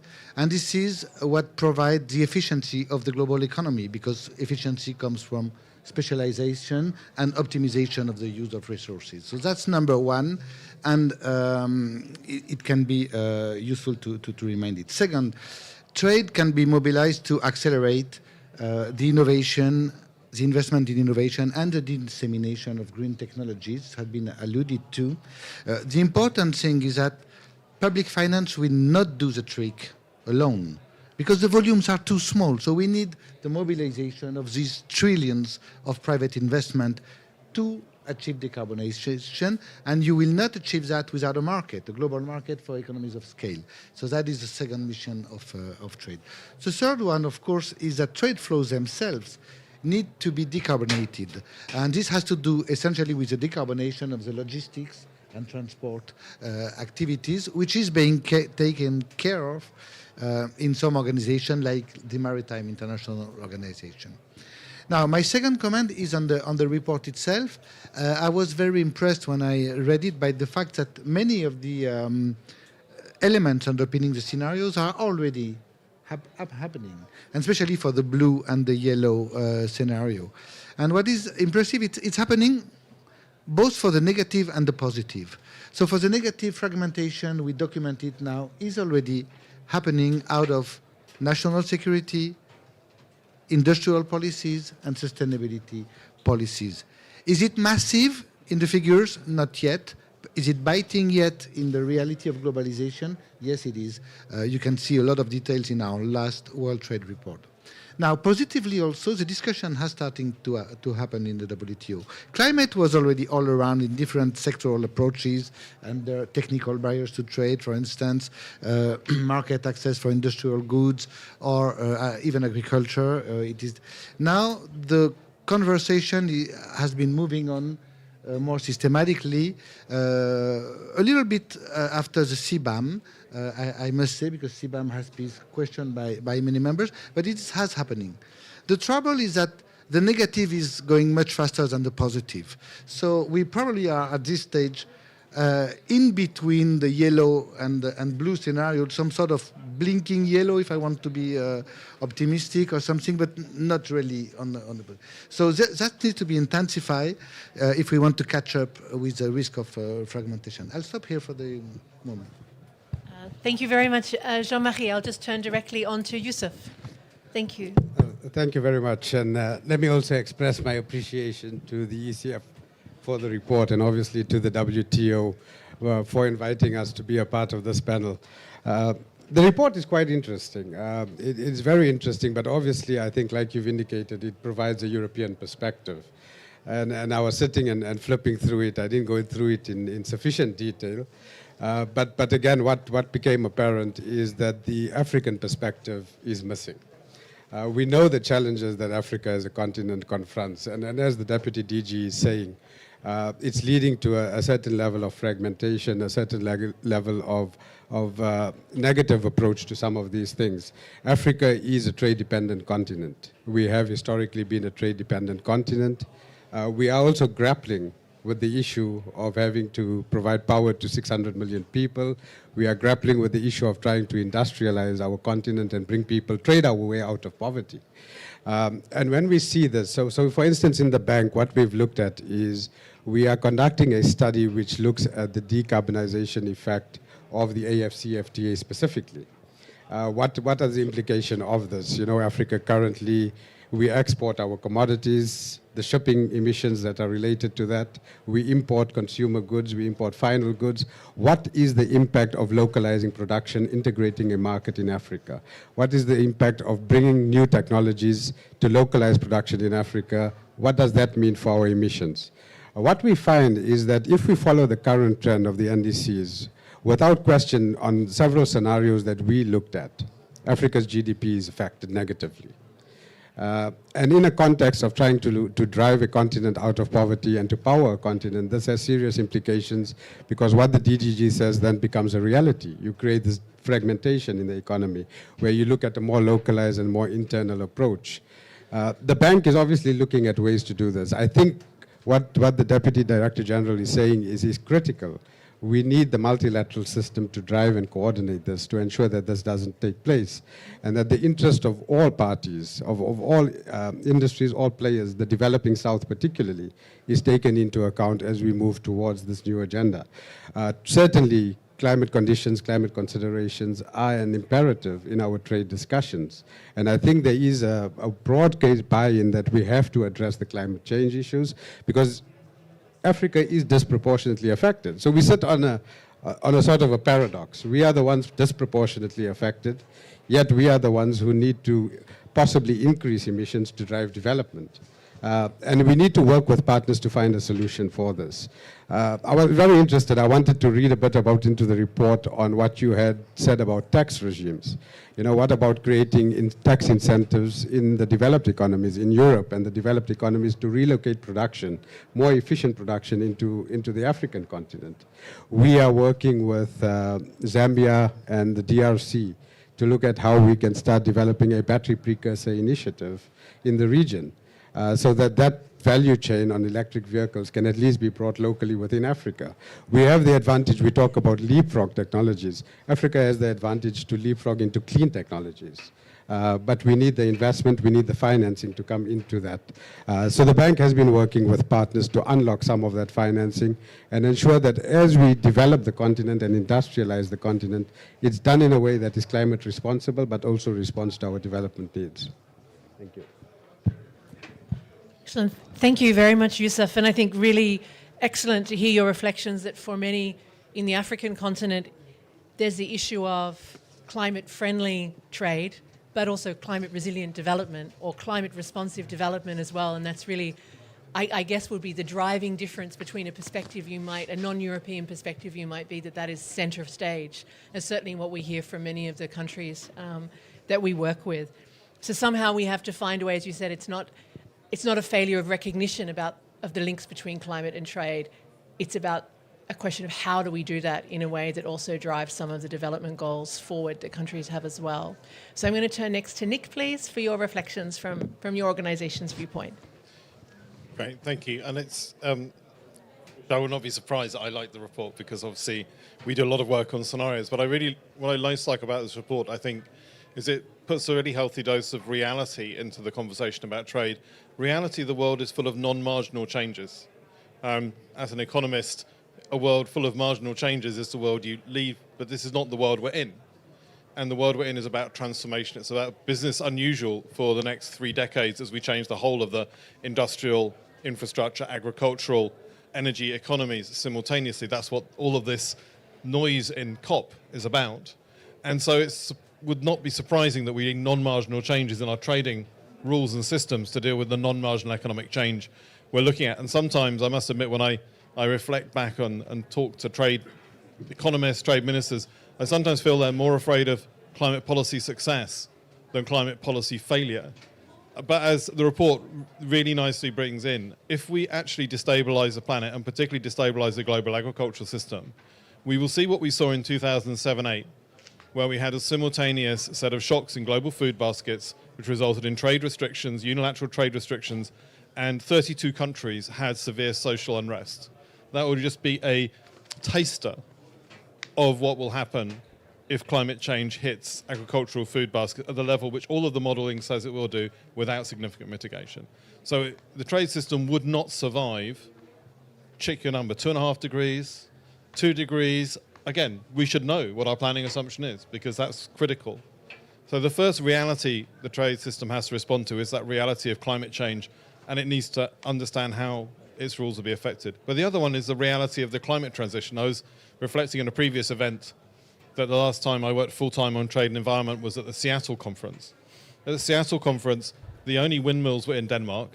The only solar panels were owned by NASA or a Casio watch, if you had one. And electric vehicles were something weird hobbyists drove around with 3 wheels. And now it's a $1.7 trillion economy. Who saw that coming in their scenarios? And it's growing at 30% a year. So change happens much faster than you think. And we need to get in front of it because we believe, like others on the panel, that trade is an investment indispensable motor of technology diffusion. No country can decarbonize on their own. No country can be resilient on their own. So the question is, what are the rules around that? And how does everybody get a fair playing field? And there were 3 areas that jumped out to me in response to this. Firstly, there's lots of recommendations for the EU about cooperating with others on supply chains. Well, we have global gateways. We have climate clubs being organized. But at the moment, they're just ideas. They're not really over. So for me, that's one of the ones to follow up. Let's make those offers of cooperation, not just CBAMs, but cooperation, really work, because this is partly a trust game that everybody's going to get a fair share of the new green economy. At the moment, most countries don't think they are, given the subsidies in the system. The second one is that if we are going to manage all these tensions, and particularly, I mean, let's be honest, China has just put half of its local investment into clean manufacturing. It's got surplus manufacturing in all the major renewables and EVs areas. This is a geopolitical issue. It's in the text here. Choices are going to have to be made at the highest level how to manage this. How many countries have trade issues at the highest geopolitical level? We spent most of this year talking about trade in the geopolitical space in a totally different way. So the second thing I'd say is let's make sure this is on the geopolitical agenda and people know how to manage the different options and trade-offs, because too often it's treated as a technical issue. It's not a technical issue. And finally, and I suppose a bit since the WTO, I'd love to see the WTO following the lead of central banks and central banker regulators do a similar scenario stress test on the trade system using the type of methods in this report. It's been really helpful in the financial sector where we work a lot for them to get their heads around what they need to do to preserve their mission in this changing world, the realities they're living in. And I think it'll be a very powerful way to move beyond marginal thinking towards the kind of transformational thinking report. Thank you. Thank you very much, Nick. I'm just going to go to Kimberly, and then I'll come back to Laurence. I think you had a comment for Youssef, but please go ahead, Kimberly. Sure, thank you. So your first question, Caroline, you asked us on how do we see this report from the perspective of our organization. So the World Economic Forum does public-private collaboration, and my climate colleagues run a fantastic CEO alliance. It's the largest gathering of CEOs for climate action. They've committed to remove 1 gigaton from their supply chains by 2030, and they're strong advocates, and they've all set net zero targets. But what's the link to trade? So I run a program focusing on bringing trade and climate community together, and we try to advocate for trade to support climate action. So then this report is incredibly helpful. Richard, you characterized it at the beginning. To support trade for climate action, we need to know where we're going. We need to know what the risks are. So this report helps us to understand exactly that. It's the vision we want, but also the different risks to navigate along the way. And then I think also critically, the key concerns of developing countries as well. How do we make sure that this is a trade, climate, and development agenda? So then in terms of going forward, what does the report help us to think about? Firstly, accelerating on that vision of advocating for the type of system we want. A comment was made yesterday about we need the trade system to work for the next couple of decades. Yes, we've already built out a green global economy. It's starting to get going. But if this is really going to work, we need we need to be in the future by 2030, by 2040, living in a green global economy, and we need the trade system to support that. So we don't need a trading system that's broken, and we need a healthy WTO for that. So we need the WTO to be functioning in that 2030, in that 2040 world. So this report really helps us advocate for the types of policies and how to navigate some of those sticky questions to be able to navigate the tensions and harness as much of the positive as we can. Then secondly, I was also really struck in the report about the call for an expanded mandate for some of the development banks. And something that we're really trying to think about is how do we link up between development trade cooperation and the increased need to focus for development trade cooperation on climate goals with supply chain, corporate supply chain sustainability and corporate supply chain decarbonization. Because the two are living in slightly different worlds and they do need to come together as companies try and work with their suppliers to decarbonize, including in emerging and developing economies. How can we make sure that that's flanked out by development cooperation so that we really get those public and private partnerships working for the type of green trade and green competitiveness that we want to see? Thank you. Thank you very much, Kimberly. I'm going to quickly go back to Laurence because you had a response. Yes, listening to Youssou, I think that offers a very interesting perspective, because we could imagine that, of course, this exercise was done in Europe with Europeans and, of course, some feedback from others, but not from the other perspective. And imagine we could do that with this very long-term, with this very long-term perspective and the problems, the barriers, the potential, and the scenarios of crisis that, well, Europe is living and some other regions are living or will be living. That would be fantastic to have the same one from this different perspective. And then, of course, try to see, can we see some common solution? I'm sure many of us are thinking about common solutions. Typically, it's a very active discussion on critical material and how to ensure that most of the value added stay in the exporting countries. So it's a vivid policy and political discussion. But it would be so interesting to see from all this data and perspectives that exercise has required, the demography, the scenario, the political scenarios, that would be just very, very interesting. So why not? I don't promise to find the money to do that, because that, of course, it costs a lot, and it costs a lot of energy. But if we imagine we do that in several regions of the world, and then we combine the exercise, that would be super, super intellectually and politically interesting. So thank you to have, because you see exactly the next step could be absolutely fascinating. Thank you, Laurence. And indeed, I think it would be a fantastic idea to do the same exercise regionally, but then also to do a kind of global scenario as well. And I guess Jean-Marie already kind of put his hand up slightly to say that would be of interest, so we can put that on the WTO's list as well. Look, I was just going to go round to our second round of questions, but I wanted to pick up a point that Nick had made about some of these trade and climate issues being fundamentally geopolitical or geoeconomic as well. And I think the flip side of that is also they're fundamentally domestic political economy issues. It's about countries trying to work out how they can do the domestic structural transformation they need to do in light of, various political pressures at home. So to me, this really underlines the importance of finding places where governments can be with stakeholders in more dialogue around these issues to begin with, and to build mutual understanding and trust and so on. The WTO is clearly a place that we can do that. Trade House during these 2 weeks is also a place where we're trying to spur some of those conversations. Another place is the Coalition of Trade Ministers on Climate, where we have an opportunity to engage at the ministerial level, try and get ministers talking directly to each other informally about some of the tensions that they face, and not just the opportunities, which are critical, but also the tensions. But so what I wanted to put back to all of you now is two interrelated questions. The first is, where do you see the biggest contradictions or challenges lying on the trade and climate front? You can have two each. And then in response to that, two things that we can do about them.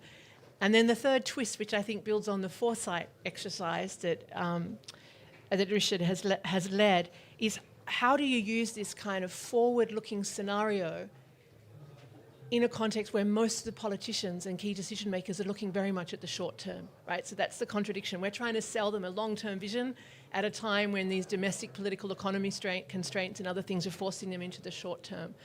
So that's really hard questions for you all. But two problems, two solutions, and think about the politics of getting there. So I'll start with Jean-Marie. Well, thank you, Caroline. To be blunt on your first question, I think the hottest, biggest danger is uncoordinated policies which would fragment the world trading system. We have one principle in the WTO. The only principle in the WTO is non-discrimination. So we can talk about non-discrimination in the context of sustainable policies, every country finding its own compromise on what it wants to achieve, but they can talk with the others. To help with that, we try to promote, to achieve a positive vision of this relation between trade and climate. And actually, you said it, this house, that I take a little pride in having promoted, is exactly designed for that. That is an inclusive, pro-climate, pro-trade kind of mobilization. We also propose to our members the leveraging of tools, trade policy tools, and we published this week in COP a toolkit of trade policies for climate. You have 10 entries, and it's a little bit pick and choose. Nothing is prescriptive. You can use it while respecting the diversities of the economies, of the interest. You can work through tariffs, government procurement, trade facilitation, agricultural reform, and so on and so forth. So it's not a one-size-fits-all model which has to be imposed to all the members. Third, we try to promote some public-private dialogues on some sectoral objectives. For instance, in the sector of steel, there is a proliferation of steel standards for decarbonation, for green. We already have 20 standards for green steel. So we try to convene the stakeholders, public and private, to at least achieve some interoperability of their standards so that we do not waste our energies by pursuing uncoordinated objectives once again. I'll just add 2 comments on what has been said by 2 other panelists. Yes, it's true that this report is a little bit of a European focus, and there are many things which go beyond, and it's very legitimate, beyond what the WTO would consider. But I encourage, yes, members and the Europeans to come and share their ideas, best practice in the WTO, because this is a place where we will prevent lack of coordination. Second, on agriculture, you are spot on. Probably one of the most urgent issue for adaptation. And here there is an immediate stake for trade policies that has been tackled by our members at our last ministerial conference, is to try to discipline or refrain, as far as it's possible to refrain, on export restriction, so that the flows of food can go from region with excellent to region with deficit. Very important to keep that in mind and keep very active in monitoring these restrictions. So this is a very concrete and actual example of link between adaptation, climate, and trade. Thank you, Jean-Marie. I'll just move down the line, and then we hope to have time for 2 questions before the end, and we'll turn back to Richard, who will somehow reflect on all of this before we close. So Youssef, please. I'll be very quick. I was participating in a panel yesterday, and I think the panelists reminded us of a movie that we watched, Jerry Maguire. So from our side, I say, show us the money. We appreciate the pledges, we appreciate the commitments, but we actually want to see the money coming into the continent to deliver the things that we need. We need to make adaptation is a big issue in Africa. We need to make adaptation attractive to the private sector. It needs to become a business opportunity. It needs to be able to show returns to them. So the one is show me the money, and the second one is show me the technology.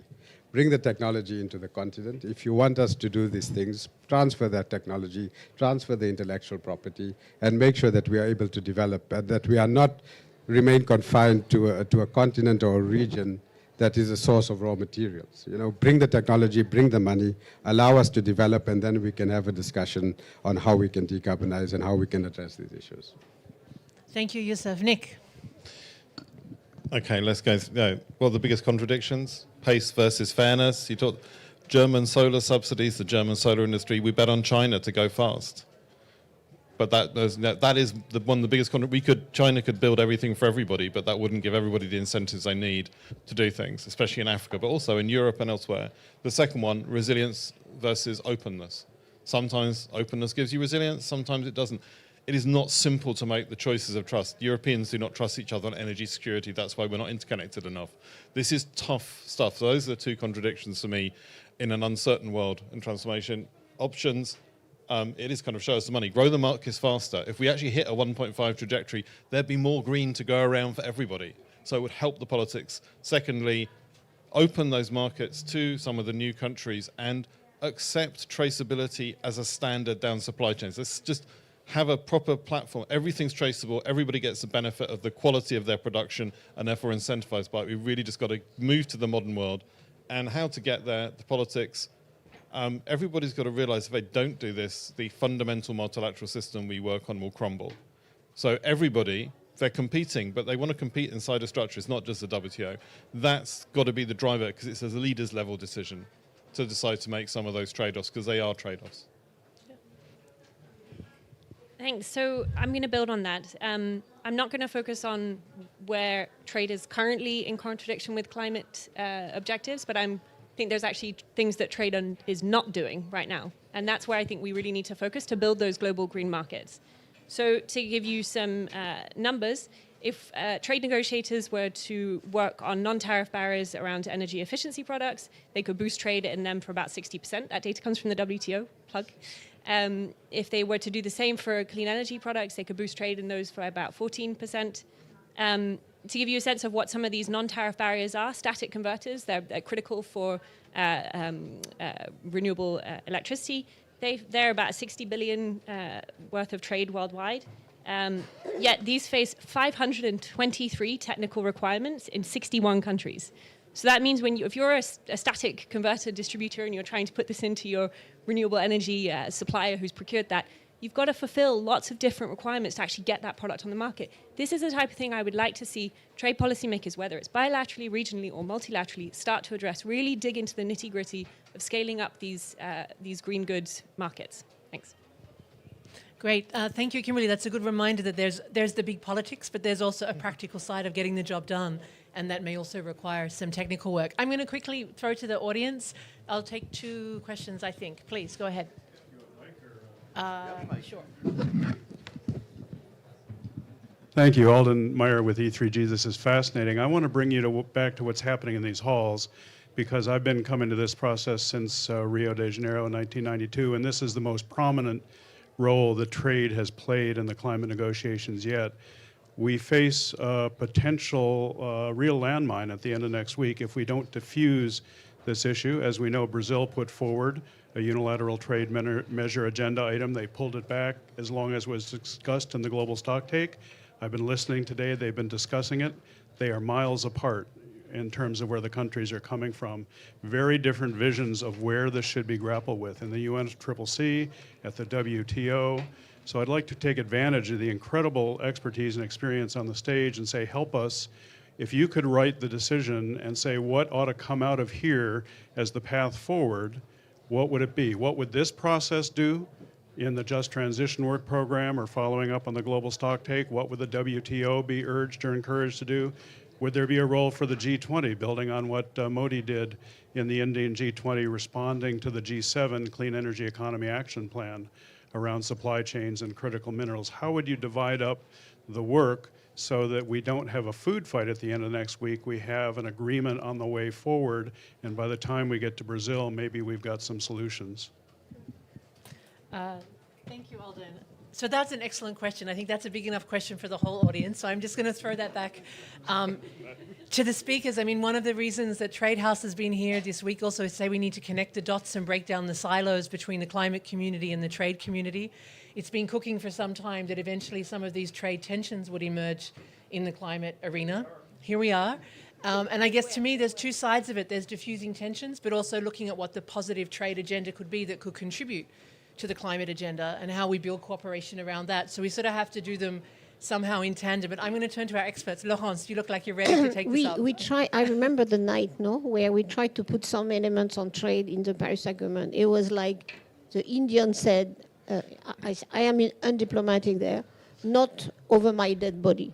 And if you do that, we block everything on all the rest. So it was very sensitive. I think we are evolving, because we see that there is a promising trade element into the decarbonization agenda.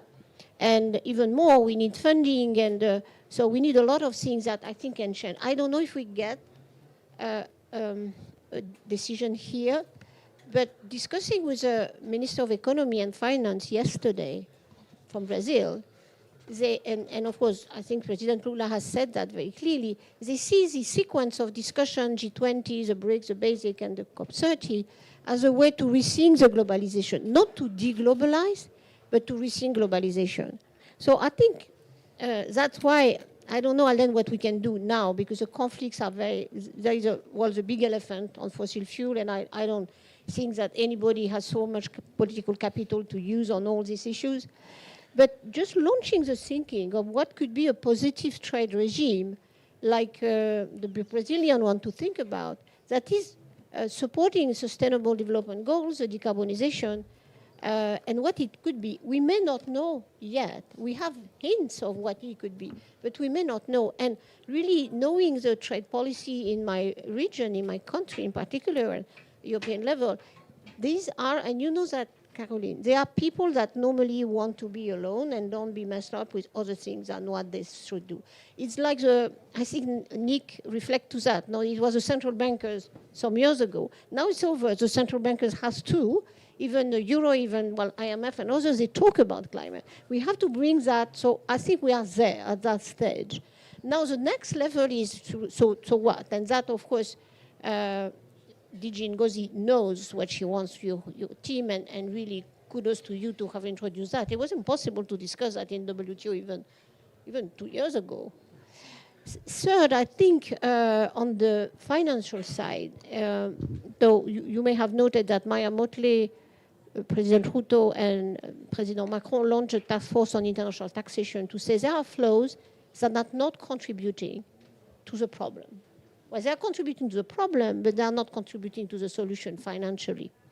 And this international task force on taxation is talking on the global flows. So it will be a lot of conflict around that, of course. But I think it's good that some taboo is begin to in a way, just be out, that we can discuss what we don't, why not discuss financial transaction tax all over? What could we talk about the aviation transaction like we do? And make the case seriously that developing countries can capture that resource for them, for their own development. And that the rent of, no tax for a number of people, look at the private jet, look at the profit of many oil and gas companies, they are not contributing to the solution of the problem. They are receiving 1.57 trillion of dollars a year.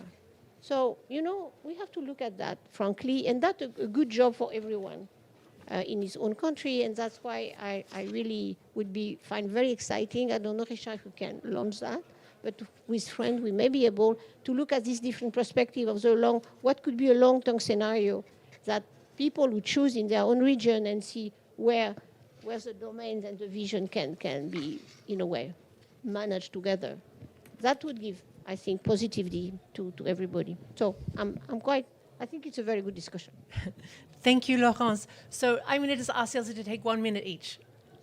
Do we need to? Actually, maybe what we'll do is just hold on, Alden, so I have time for Richard to provide closing remarks. Does that sound good? I think this is super important. Okay, all right. So we're going to listen to Alden's question. Does anyone, Jean-Marie, did you want to take his question? I'll go along the line, but we just need to be a bit quick. Well, you're very right. And the mirror of the Paris Agreement not talking about trade was WTO not talking about climate. The word climate came into our rule book last year for the first time. So what do we do about it? We can do nothing. That's scenario one. But we know what is going to happen. Fragmentation, it's already there because unilateral policies are being put in place. And then trade dispute. And after trade dispute, trade wars. That's scenario one. Or we try to prevent that. That is not for me, of course, to decide what is the right course of action for the world. But at the WTO Secretariat, we try to foster the discussion so that it can take a positive course. And especially since it's very documented that leveraging trade for climate could be extremely efficient. So the scenario of doing nothing is the second best at best. It probably is the worst scenario. compared to the first best, which could be based on cooperating within the WTO. But of course, it's for states to decide whether they want to do it or not. Youssef? I don't really have much to add. I think the point that we now have a trade house at COP is a significant step. I think it's late. It should have happened a long time ago. But like the DDG is saying, climate is now coming into the discussions at the WTO. And I think that's the forum where it needs to come. And our trade negotiators, our policymakers need to have the capacity built up on these issues so that that interface between what is happening in the trade space and what's happening in the climate space, those discussions are synchronized and they are aligned. Thank you very much. Nick? As usual, Laurence is being very modest, kind of magically, finance got on the agenda for the central bankers, which was magically promoted by France very strongly all the way through the rounds of Paris. I think, we could send the message from here that the G20 and the WTO and others should pick this up. Perhaps it's too hard to do it in their ministerial, but the ministers from here can send that message to their ministers over there and ambassadors over there. I think that would really help.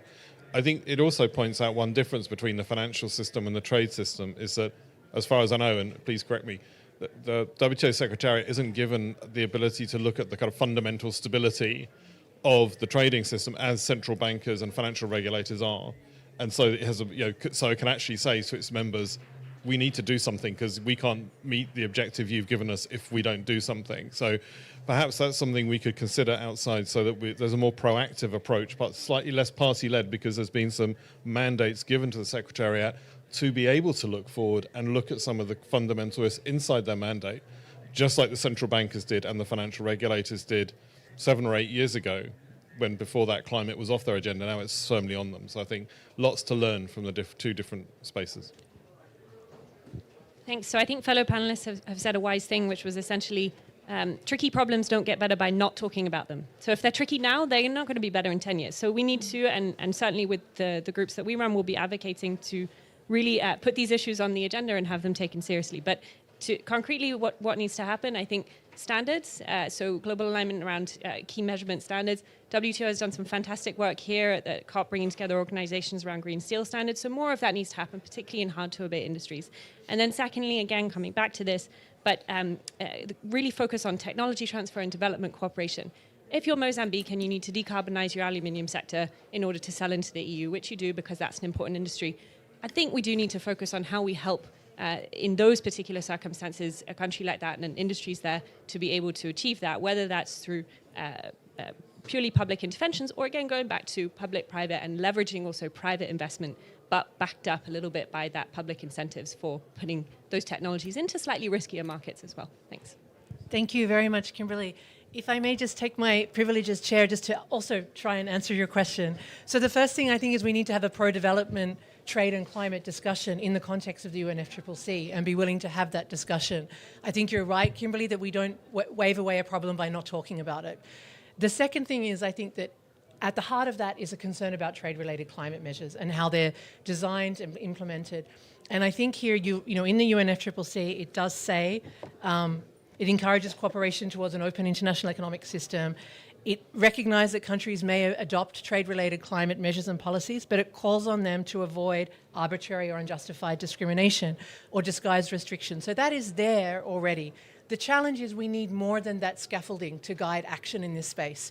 And what a lot of developing countries are arguing for is to say there are principles in the climate regime that are relevant here. Around things like common but differentiated responsibility, around the pace at which they're obliged to take change and how trade measures impact their ability to take sovereign decisions in that regard. At the same time, there are many other principles that are relevant here. So one of the things that we did at TESS is we brought together a group of leading international legal experts on the climate regime and on the trade regime and said, you guys need to get together and think about what are some core underlying principles that could help guide governments in their discussion on this. Now, implementing that is really hard, but having a discussion around principles is a way at least of building trust and dialogue. And I'll just name the 6 that they had. So one was around sovereignty. The second principle is around prevention, that states have an obligation to act on climate. They also have an obligation to cooperate under international law. There's a prohibition of arbitrary and unjustifiable discrimination that's there. But we also have principles of international law around sustainable development, around equity, and about CBDRRC, and also around transparency and consultation. And so they argued if we recognize that these are all part of the body of international law, they're all relevant to trade-related climate action, which are hybrid measures usually, derived from obligations in both regimes, we might find a better way of having a constructive conversation around these issues. I don't know how exactly to take that forward, but I do think it's a key part of building trust is to agree that there's a set of things that matter here and warrant to be part of that discussion. But that's just some views from our side. But I'm going to turn that to Richard now to reflect on what he's heard today and ways forward in your work. So I'm not going to use full sentences because that's going to be too long, but I wanted to say that in the process of this strategic foresight exercise, it's a sentence, but there's one issue on which we couldn't get agreement, and that was how to combine CBAM and CBDR. That's one that people could not resolve. And one that they agreed right from the start, though, was that there will not be, whichever way we look at it, a full homogeneity in the way countries approach their domestic legislation to address climate change. We have carbon pricing here, we have regulations there, we have third options in other countries, different paces, different starting points. It's not going to come to a global carbon price. So we have to deal with the diversity, and we're going to see some of that diversity reflected in trade interactions. So now to the buzzwords: reason within the trade regime, WTO. Keep this discipline. A lot of emphasis on cooperation over a range of issues.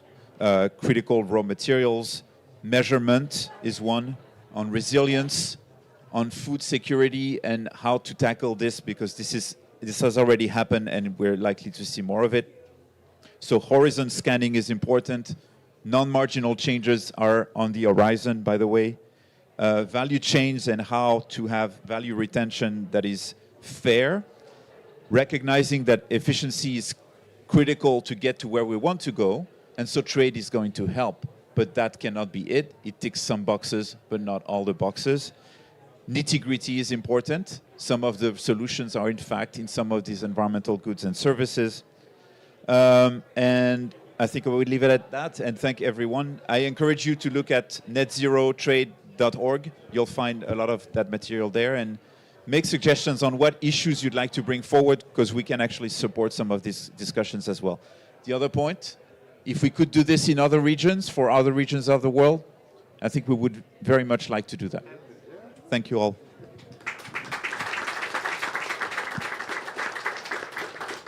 Just thank again all of the panelists and thank ECF for doing this excellent work and spurring this discussion.